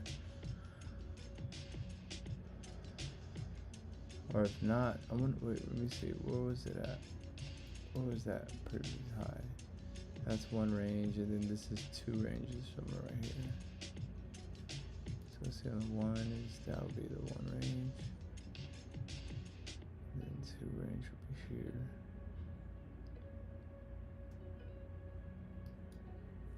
I think it's gonna break. Yeah, I was just about to say, I think it's gonna break up right now. It's gonna push up past this.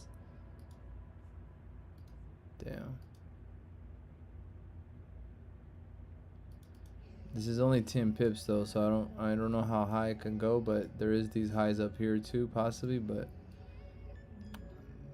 it's kind of tight of a range.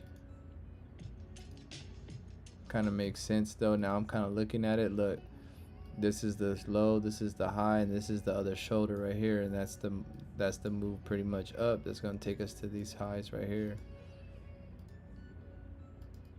It's looking nice. Yeah, that's nice. Now I see it. Now I see it. Makes sense. Which is why this low got swept, because this already did the manipulation, the accumulation, now the distribution.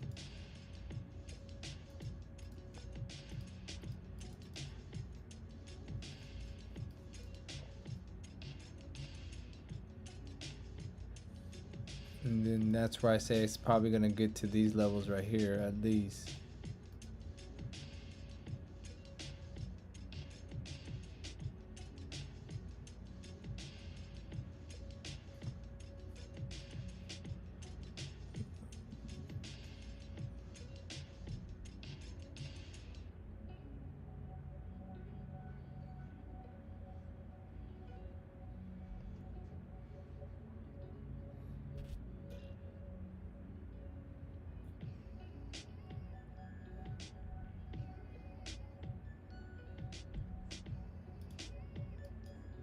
Alright, so it's probably gonna hit this fair value gap and pump. Yeah, there it is.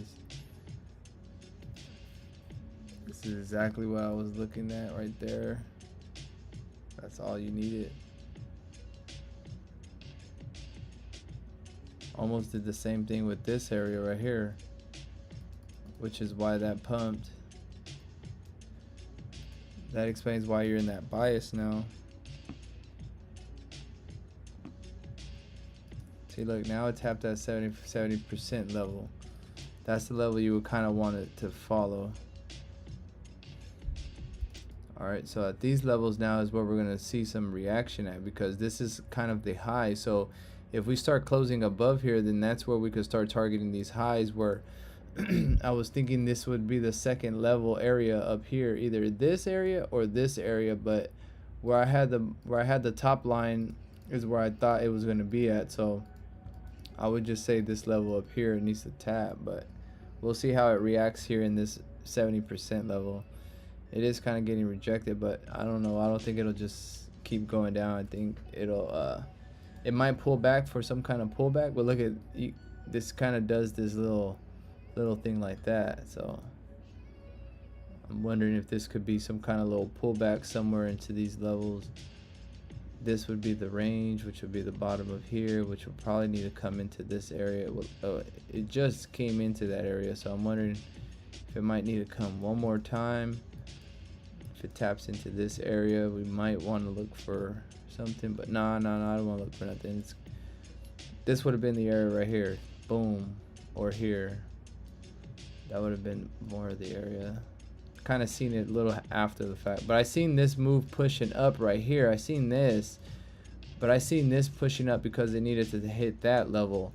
Then after the fact, I kind of seen that this was the sweep of it, which also went into that fair value gap, which is what I say is that when these fair value gaps start to get respected like that, what that tells me is that you're in the correct bias. Because what I always say is that fair value gaps only get respected in the correct bias. If you're in the wrong bias, these just get blown straight through, which is kind of why, like over here, it kind of did the same thing, where this little is kind of the move I think we were looking for, and instead of it going up, it blew through the areas. But that's what I'm kind of saying too, is that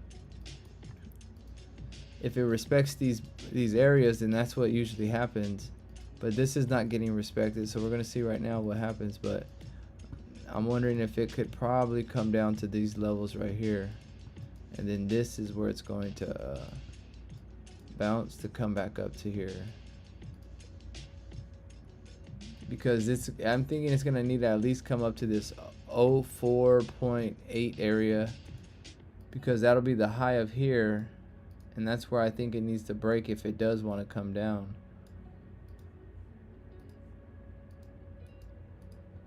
So I just want to see what it does in these levels right here.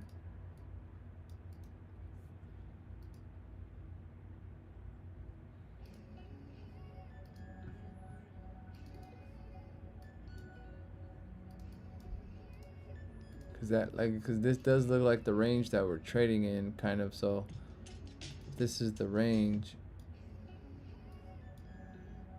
That'll be the area. This is the 75% area, and look at, we did get rejected pretty hard off there.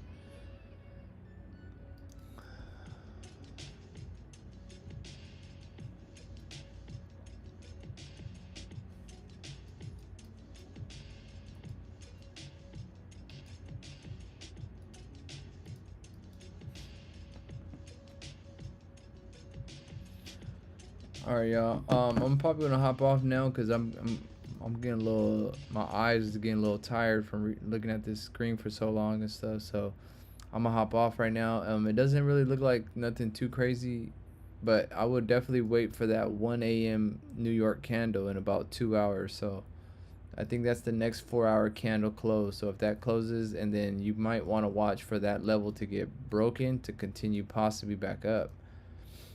But yeah, no, that's just what I'm saying, is that just keep an eye out for that 1 a.m. candle.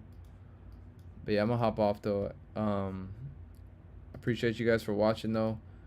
Hey Mugs, appreciate you guys. Dennis, James, it is what it is. Appreciate you guys. Siraj, Lone Trader, Huzar, Lassick, my boy Classic Clark, Huzar, Blandy, GBP, Spaceman, Fluidity, Eddie. Appreciate you guys for stopping by. Pablo. See you guys later though. Peace out.